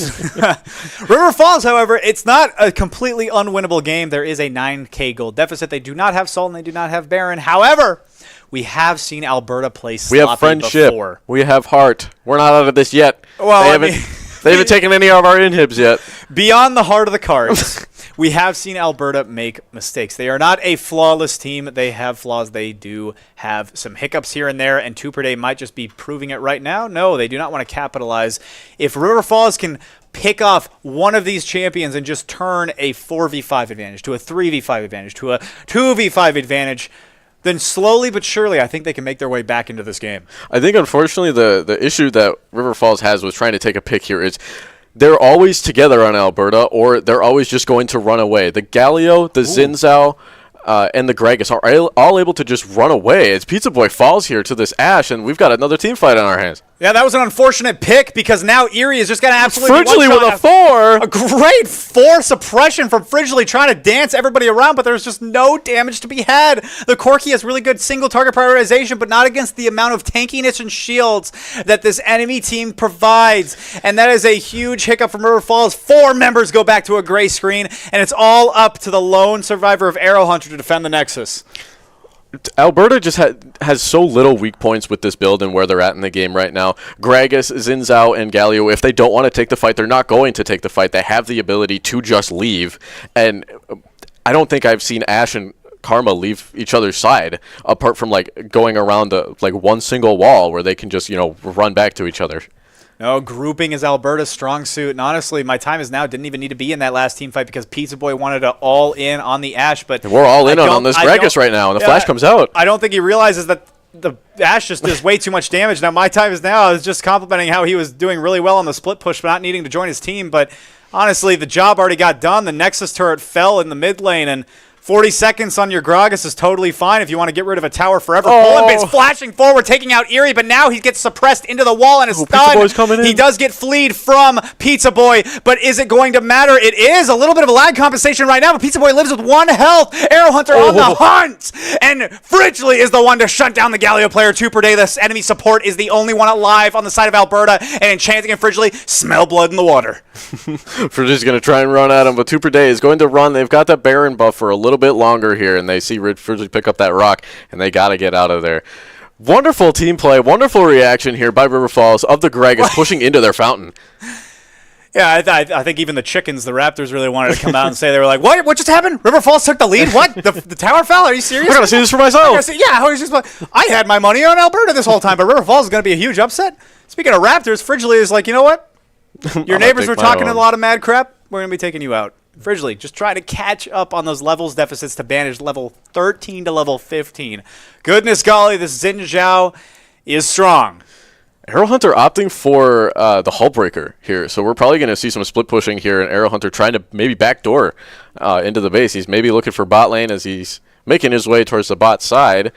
Karma and Gragas are kind of pushed up in this mid lane, so he's going to change his focus here. He sees the Gragas on his own. He says, this is my guy. Ooh. We're taking him. Come on, Frigidly. We're going in here. It flips him over, but it's only Erie there to provide support to these 2 tanky members Gragas in the mid lane for River Falls, but Enchanting is here. The damage dealer is here. Galliol comes through, but a suppression does beforehand. Pulls him all the way over to the Scorpion of Frigidly. Erie brought down to 1 health, but is able to flash over the wall and give a heal to Enchanting and Shields. But no, they have to pull all the way back while the rest of their team dies. And as I was about to say something positive for River Falls, the rest of the team is felled by the blue menace that is Alberta. Enchanting and Erie doing their best to defend these 2 Nexus towers, but 1 falls, and we'll see if the other second Arcane Hextech tower falls as well, with a double kill in the fountain from the Ash. Nexus goes down, River Falls go down, and game number 1 goes to Alberta. Although set's not over yet. River Falls can absolutely come back. Such a strong game. I will love to see what the draft looks like. I would love to see how River Falls recoups from this. I think game 2 is going to be absolutely fiery. This is going to be an absolutely amazing matchup that we have for you today. I think Alberta played just absolutely beautiful. Yeah. Throughout that entire game, they were always together, or they always had a plan to regroup, rotate, rendezvous, whatever it may be, and they were just always there and grouped where they need to be, moved where they needed to be, and River Falls just always got caught out, especially with that Xin Zhao CC and the Gragas CC. It was just too much to handle. Absolutely. A lot of tanks on the side of Alberta, not enough damage on the side of River Falls. However, very, very well put in. I think River Falls had a lot of potential there in that game. I think that once it started to snowball, like we said, that they scale better. They just need to survive the early game. And sadly, all of those early picks is what put, honestly, the final nail in the coffin, snowballing forward into the rest of the game for River Falls. However, like we said, set's not over yet. Game number 2. We're excited to see what the draft is. We're excited to see what these teams bring you, and we're excited for some more League of Legends. Stay tuned. We'll be right back.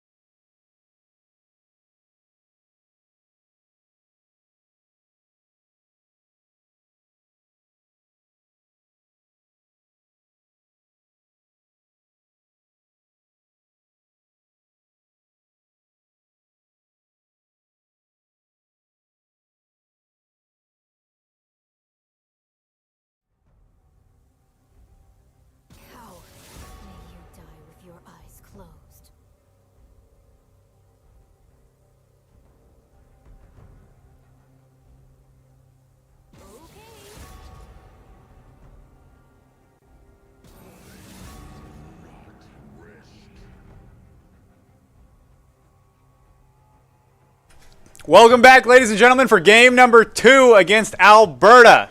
We're right at the. I don't think we ever get to see the very first pick and bans here.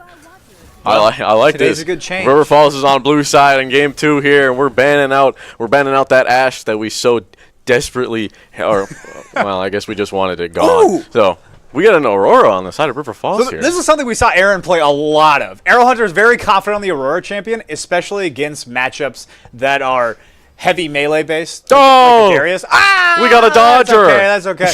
We got.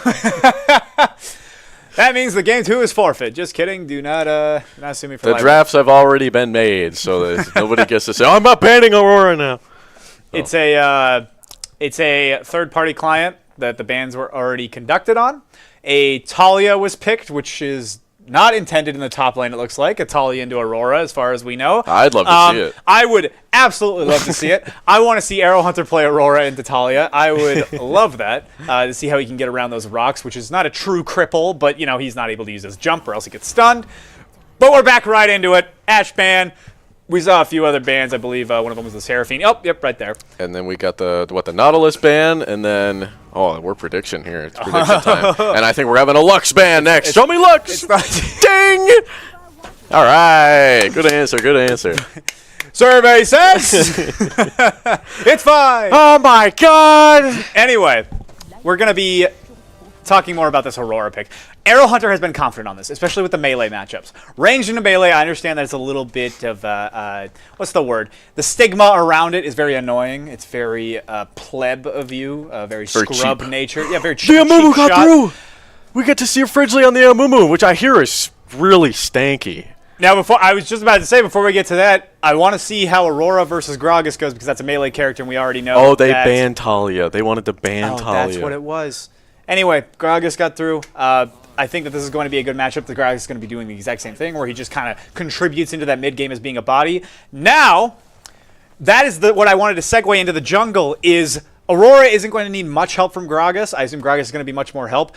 This frees up the Amumu that we are both incredibly excited for. If you don't know what Amumu does, he is a tank pseudo. I mean, he can build him kind of damage now in the meta. A lot of Leandri's first item is what a lot of junglers are going Some nowadays. burn. Amumu, he has a tether. It is a ranged attack that can go through the wall, and if it lands onto an opposing champion or minion, he can also attach to minions, so you got to be careful for that minion block. He will stun you and grapple on top of you. He has 2 charges of this. So if he misses the first one, the second one can absolutely get through.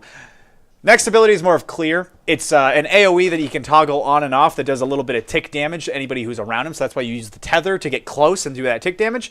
The E is just a big AoE around him, and the more damage he takes, the faster the cooldown goes off. And then his ultimate ability, his R ability, is this huge AoE that stuns everybody, obviously all enemies. So very simple champion, but always a pleasure to watch, and honestly a lot of nuance around the kit. You really have to play around your team, because if you're going in as a Mumu with no backup, you got to really be putting all your chips onto that Leandri's to be doing the damage. Absolutely. I don't know. I'm curious to see what he's going to build. I'm kind of out of the loop on what Amumu builds these days. Heartsteel, obviously a great thing to see, but he does have a lot of I believe, built-in MR and just armor naturally. So we're going to kind of be able to see armor or magic resist, or obviously with the AP. The W AoE is based off of AP, and that's going to be almost on all the time. So, the more burn and the more damage that he's got, boosting up that is going to be not shied away from whatsoever. No, not at all. And honestly, Amumu, like you were saying, build the Heartsteel, go that tank route. Could go the Leandri's, which is more of health, but also some damage. Could go Deadlands. The more that I'm looking at this, I really hope that Fridgley opts for the tank build, as all we have is Braum, and we'll get to that. But there is no tank on the mid lane. There is no tank on the top lane, and there's definitely no tank in the carry role. Although Jinx has mobility, can't really frontline very well. So I'm really hoping to see if this Amumu is going for more of a just burn, smash and dash kind of deal, or if it's going to be more of a tank, complete frontline. I will commit to this fight, even if I die, as long as my team will benefit in some way. And I think it's all going to come down to the mid lane. This is exactly what happened last game. The Vex with some fantastic bottom lane plays with those ganks that actually kind of saved the game in a way for River Falls during the early game. However, the Galio was just too tanky and got ahead too fast that nobody could deal with him. He was doing too much damage. He was tanking up too much he was tanking up too much damage. He was giving too many support shields to his teammates. He was just such a big problem. And letting the Galio through here means that Pizza Boy might know something that we don't on the Naafiri. I am super excited to see this. I want to know if you know anything about this. I have been hearing that Pizza Boy has been wanting to play this Naafiri on mid for quite some time. Oh. So maybe he's got a sleeper pick here is what I'm saying. I believe it's not been let through the draft. So Pizza Boy has been up in arms almost, not quite. But we've obviously seen him opted on a more ranged and a more artillery-based mid laner. Ways. He's been wanting the Fury. He's been wanting to let this dog out for some time. So I'm super excited to see what it does. Well, let's see who let the dogs out. Hopefully it's Pizza Boy in this game. Moving into the bot lane, I don't think anybody's going to be getting out here, as it is going to be a all-or-nothing lockdown from either the Pyke or the Braum. A lot of commitments I'm seeing in the bottom lane. No kiting, a lot of fisticuffs. I honestly don't know who's going to be able to come out on top here. Right, because we saw either team kind of poking at each other from a distance, doing one of these, and now we're going to be seeing this instead. And so with the Braum wanting to be able to get his passive out, he's going to be getting up in their face. Pyke wanting to be able to pull them and say, "Come here, I'm getting you in my face." I think it's kind of a pull. I'm going with you on purpose. Yeah. I'm not getting pulled because you want me to get pulled. I'm being pulled because I'm going to stun you. So it's going to be a really interesting play to see how 2 per day kind of works around in the dirt, in the swallows of bilge water. But it'll be interesting to see how 2 per day kind of wants to work around this Braum. Yeah, two sides of the same coin with Eerie and 2 per day. Slightly less tanky engaged champion and a much more tanky, less mobile. Well, honestly, Braum's pretty mobile as well. I was going to say tank champion, but I suppose less CC that isn't the ult or the passive. He does have a slow in his kit with the projectile, but other than that, I think it's going to be more of block the damage, give the shields, and let Enchanting do his thing. We have seen Enchanting massacre on this Jinx before. Absolutely. I believe we saw in the same game either a pentakill and a quadra-kill or 2 quadra-kills. We saw a pentakill and then a quadra-kill. That's exactly just last what it was. week. Into an Elder and then a Baron. That's when we casted Smash Brothers as well. I believe so. A fantastic game. Honestly, one of my favorite games I've ever casted on this stream, and I'm hoping that this is going to be the exact same story here, because not only do we have Arrow Hunter, one of my favorite picks for him, the only one I'd maybe even want to see him more on is Darius, but we can't always get what we want. Fridgley on a character that we haven't cast at all yet, that we are both been hyper excited to see. He's been hyper excited about this pick too. Pizza Boy also being excited about this pick that neither of us knew about. We're ready to pull some picks out here today. And Enchanting on a character that we know he has decimated with in the past. I think it all comes down to Eerie. I think it's all, if Eerie is comfortable on these tankier champions, we know that he's more well-versed in the Enchanter kind of types, especially the Janna that we saw last game. So it's going to be interesting to see his aggression with the Braum. And we're seeing it right now, taking a trade with 2 per day, and honestly, kind of coming out on top. Poland doing at least a little bit of poke damage, but that shield coming out from the Braum, it's not gonna impact a lot from Poland. This is going to be super aggressive on the side of River Falls for the bot side, because rather than opting for a heal, we've got an Ignite on the Braum, and we've got an Exhaust on Enchanting. Oh, speaking of Ignite, Eerie gets ignited after he gets pulled by 2 for days. Poland maybe even to do an a equal lot take of here. damage as well. Enchanting going for as much damage as he possibly can, but the health pot is popped by Poland, and he's able to regen as much health as he needs. Maybe right a level now. 2 Scout Pistol on the bot side. They're in the bushes. Maybe a shot in the dark. Almost. If only there was no lifesteal on that Doran's blade. He does have to pop it back. The Corki and 2 for day. Poland and 2 for day. Well fought for first kill on the side of Alberta here. Yeah, Enchanting, I think he's just going to stick around, use that Doran's Blade to get the lifesteal back up, and catch this wave. Get some tempo onto the game, because they already lost the kill. Why lose any more? You might as well just stick in lane and just play safe right now. Corki does have a refillable, so he's going to be a little bit more of a menace with that poke, knowing that he can, go in, get half hit, and then pull back and restore all of that half HP with the refillable potions. So a lot of aggression right now the River Falls needs to be aware of, and I know that they really enjoy the engages as we saw. Enchanting is actually going to hit level 3 first on the bottom side, so let's see if they can make anything do. Something a little bit less aggressive we're seeing this week on Arrow Hunter with the Aurora is Arrow Hunter has opted for Death's Grasp today. He was running Electrocute last week, so we'll be seeing a little bit less damage, but a lot more lane sustainability, which I think is important against the Gragas. However, that Death's DPS scraps is not going to be able to provide you as much damage as Electrocute would. No, Arrow Hunter is very interesting. We were just talking about how the tank is all going to be up to Eerie and maybe Frigely, depending on what kind of build Frigely wants to go down. But Arrow Hunter actually being kind of like a pseudo tank, and this is something that we haven't not seen before. You know, people build Grasp on Azir and other, you know, mages that aren't usually used to building that kind of pseudo tank, getting that health proc from Grasp, but Arrow Hunter opting for it against a Phase Rush Gragas, honestly, it's not a bad pick. Like, this is a pretty good rune setup for Arrow, all things considered. He can do a lot of ranged poke damage and get those. Look at that right there, getting Grasp procs for free for the entirety of the early and probably mid game. Gragas has no mana left here. He needs that mana back to be able to heal himself. Arrow Hunter is getting ticked down by the minions.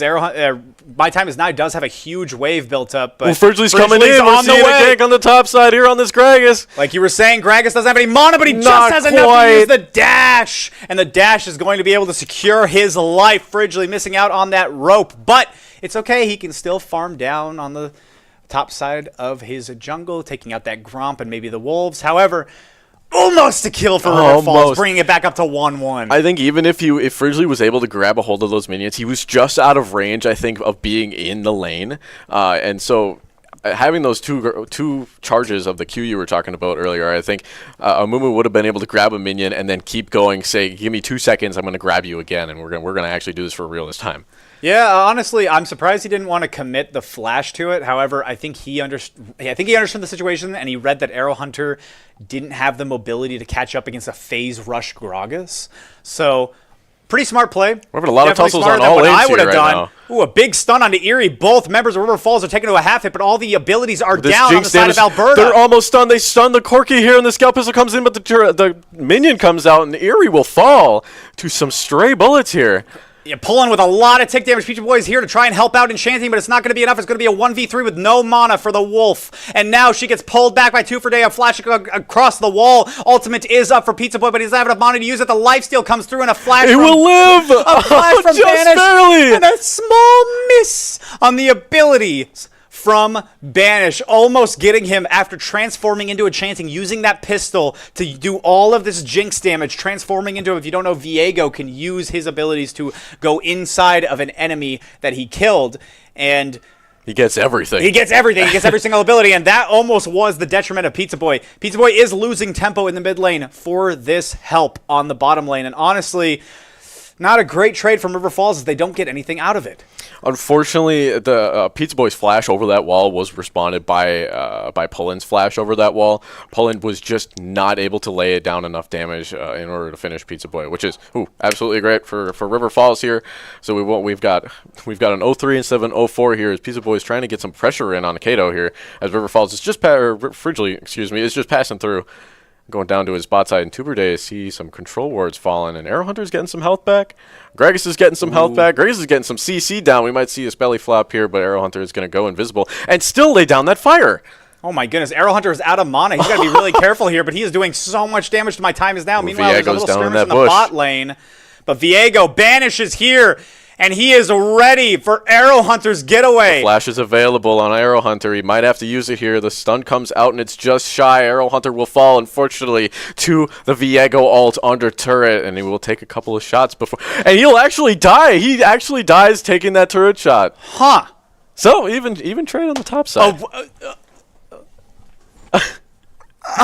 So the Viego ulted to finish the kill on Arrow Hunter onto the turret. Ard onto the turret, turned in to Arrow Hunter, took one turret. I believe it was two. I believe it was two. He took 2 turret shots, and that was enough to end a squishy Viego. I suppose that makes sense, but a weird misplay from Banish. You'll take that if you're Arrow Hunter. Turn of events. Yeah, Arrow Hunter's able to get Faded Ashes and Penetration Boots against the Gragas.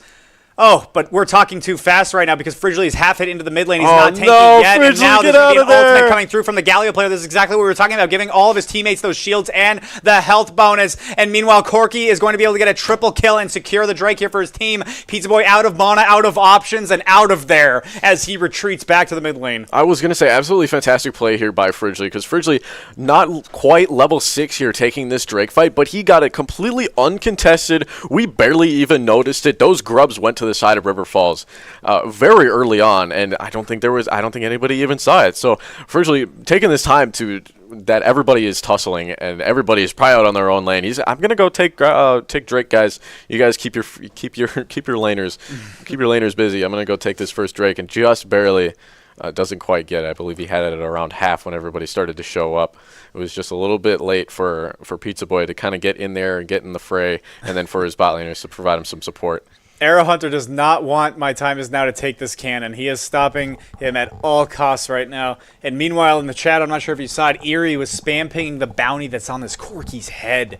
And I think they want to set up a dive right now. That's why we see this positioning and this posture from Frigely right now in the bottom lane as a Mumu, because this is a dive character through and through, and even though Frigely isn't on full item yet, he can CC you into oblivion. Even if he trades his own life, it's going to be worth a 300 gold bounty. Pullen is in lane by himself as the Pyke has opted to kind of start roaming and getting that gold with that vision. He Valkyries into Enchanting. Enchanting will get cut off.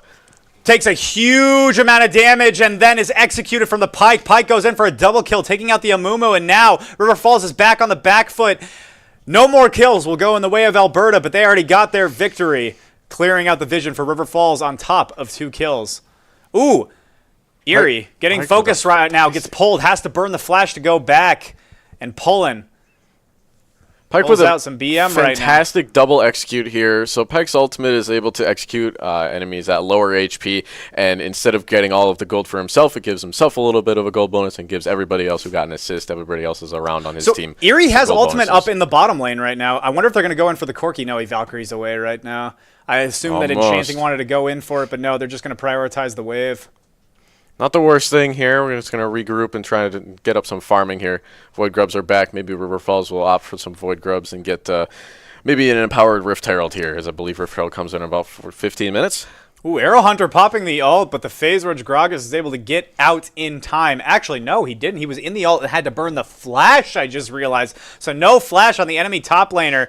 Tuperday and the entire enemy squadron is going up to try and support their boy, but Arrow Hunter is too smart for that, trying to take out the enemy wards. But instead his own ward gets traded, and now it's going to be a posture to take out Pullen in the bottom lane with 3 members of River Falls and no support to be seen. Frigely is there, and I don't think Pullen knows it. Frigely going to go in for the pull. No, lands it onto a minion. He does have 2 pulls. He lands the R. The R is landing onto him, as well as Brahm's ult. Pops down onto Pullen, gets the knock-up, but the tower shots are going to be able to kill out the Brahm. Frigely falls afterwards as well, and Pullen is still alive. Kato is there with the ultimate to give his shield to his boy, and doing a lot of damage to Enchanting in the process. Trying to turn this around. 1v2 for Enchanting, and he does take out 1. Can he get 2? He does get 2 before he's finished off by the Pyke. The execute comes through, and the Jink falls right before killing 2 members of Alberta. A really dirty fight on side of River Falls, but they got what they wanted. They got that bonus off of Corky's head here, and we're getting some items on Enchanting here. Oh, Arrow Hunter. I wonder if he wants to take this fight. Here, yeah. He can do a lot of damage here. He's prioritizing the control wards for now, but he's got a three level bonus, and Pyke wants to take this fight. He's like, I got another control. I got another ward right here if you want to take it. He's got Eerie with him. Maybe they go in on this one. It's the stun comes or the slow comes out.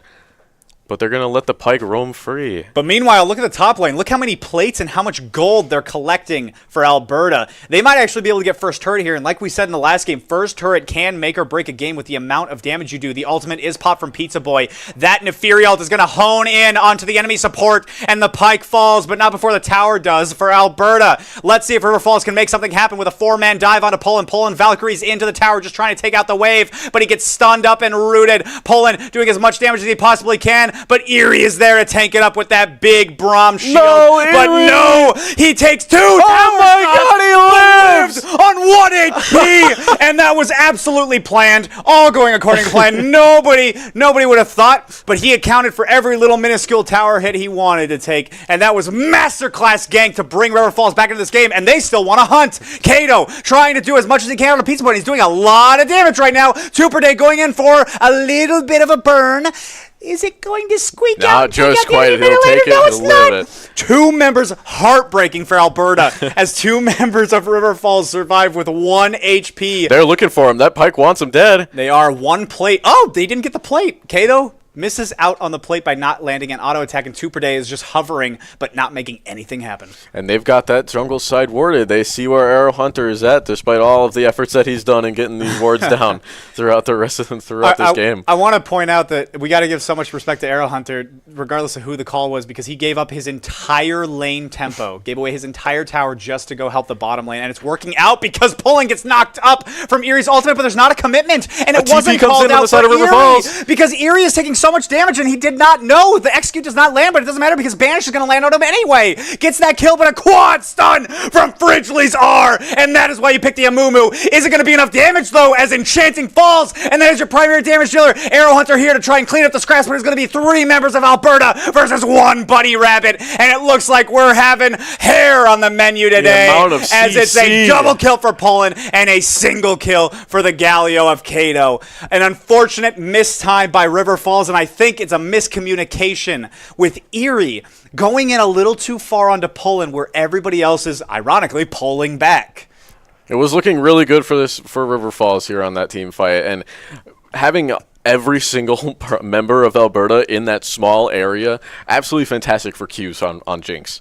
Those rockets doing that AoE, that damage just coming in, just not quite being able to finish off anybody. I honestly think that fight would have turned if Fridgely, and I understand why he needed to go Merc Treads first, but if he had Leandries, which is what he's building for right now in that team fight, so much tick damage. He had a 4-man ultimate right there when he tethered in. Kato brought down to a very low amount of health. Time is now trying to buy some time for his boy, but instead he just bought his own ticket to the grave. Shut down for the Jinx, and that is not somebody you want the gold to be going to. Really, really even fights here, I think, for River Falls. An absolutely fantastic Q comes out on the side for Fridgely.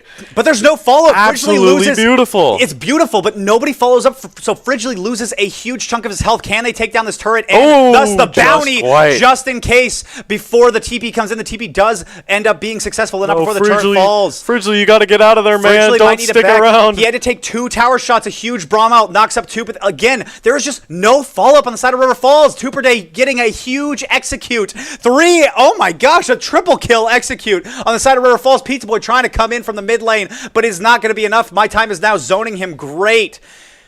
And all the wolves are going to fall. A big team fight for Alberta. Unfortunately, 3 grubs went in the way of both teams, so the Rift Herald is still going to benefit Alberta more than it will River Falls. This Gregus is able to frontline this Aurora now because he's got a huge magic resist on that item, and he's opting for some more health and some more mana. Here's another thing I want us to focus on. The CS right now in the jungle difference.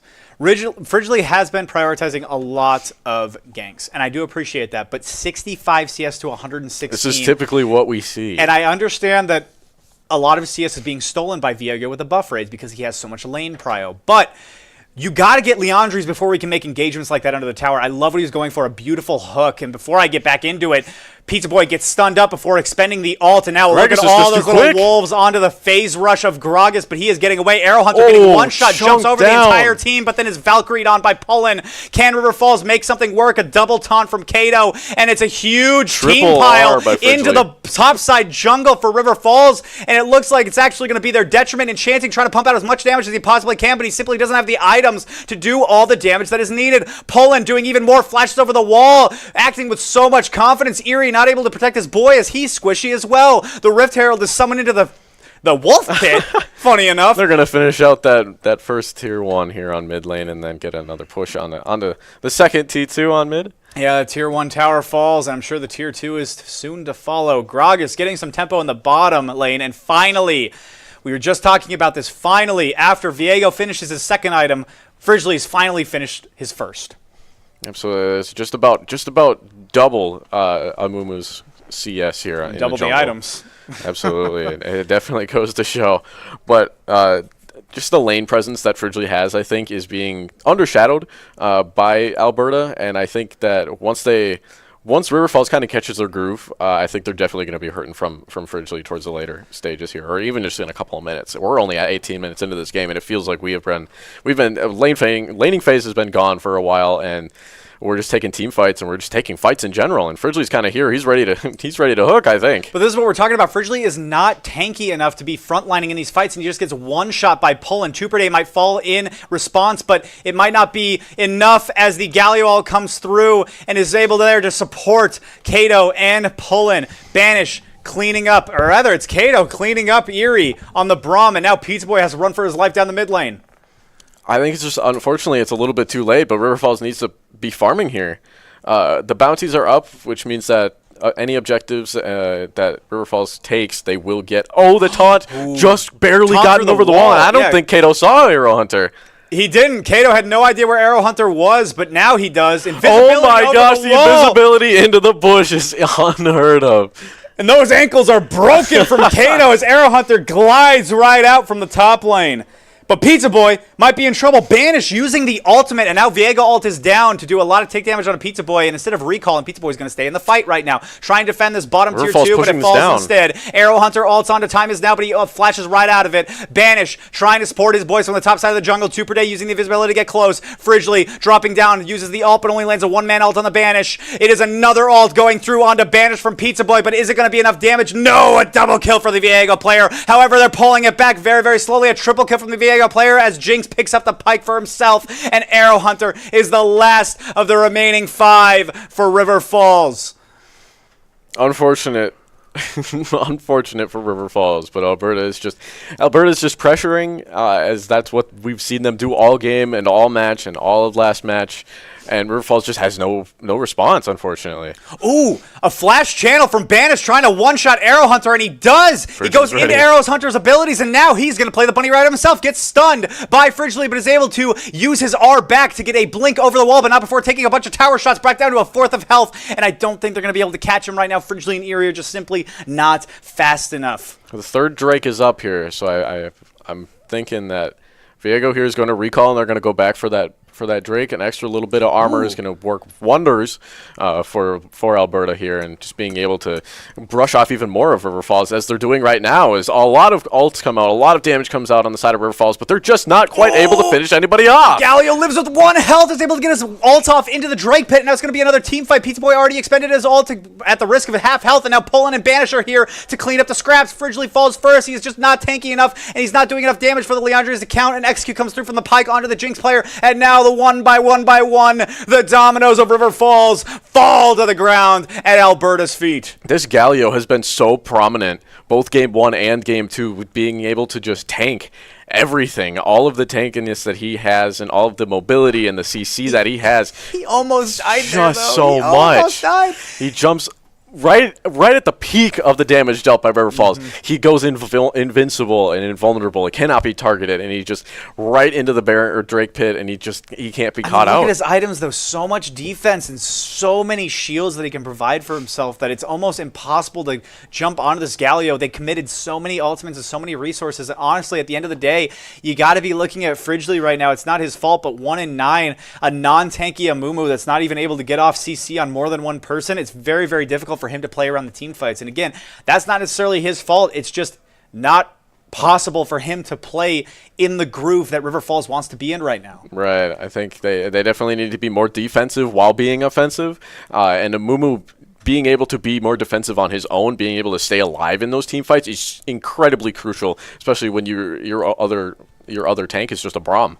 And Braum being the dual laner that he is, being the support that he is, he's not going to get a lot of gold. He's not going to be able to get a lot of those defensive items. He's going to also be prioritizing support items rather than just defensive items for his own. So he has that shield with that active that will be able to provide River Falls a little bit of extra survivability on just that active, and giving them a little bit of extra shield, a little bit of extra health, seemingly during those fights, but it's just not going to be enough.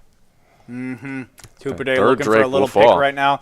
And we got to look at the level differentials as well. This is how we know that River Falls has not been side farming. They've just been wanting to take all these skirmishes because of this huge level differential. And that's what we saw right now. 2 per day landing the execute on to Eerie. Another one from Pullen lands onto the Amumu of Fridgley. And now there's just going to be 2 left. Arrow Hunter has to expend the ult to put up at least some sort of barrier between the enemy team and his tower. But it's not going to matter with all of these flashes and Banish's ultimates taking out the core group of River Falls, and it's all up to Pizza Boy on the Nefaria. We knew that he wanted to play this character. Let's see some crazy plays right now. The ultimate is popped, but he's not able to get the dash off before he is felled by the entirety of Alberta. Really valiant effort, but the first Nexus turret would fall. The second Nexus turret will fall, and River Falls as a team will plummet into an 0-2 loss, although valiantly fought by them regardless. I think so. Alberta just came out of the gate strong as usual, and they just played their game, and that was just very well played, very well put together inside of Alberta, and River Falls was able to respond and hold their own, I think, for the most part. Absolutely. An unfortunate rematch for River Falls. However, they played a very, very good game. Just some key team fights that didn't seem to go their way. However, we'll always get them next time. An 0-2 loss is just a 2-0 victory down the line. Absolutely correct. All right. I hope you guys enjoyed some League of Legends today and some Overwatch earlier. I think we're going to sign off and end out this stream for the night. So we'll have a good one. Peace out.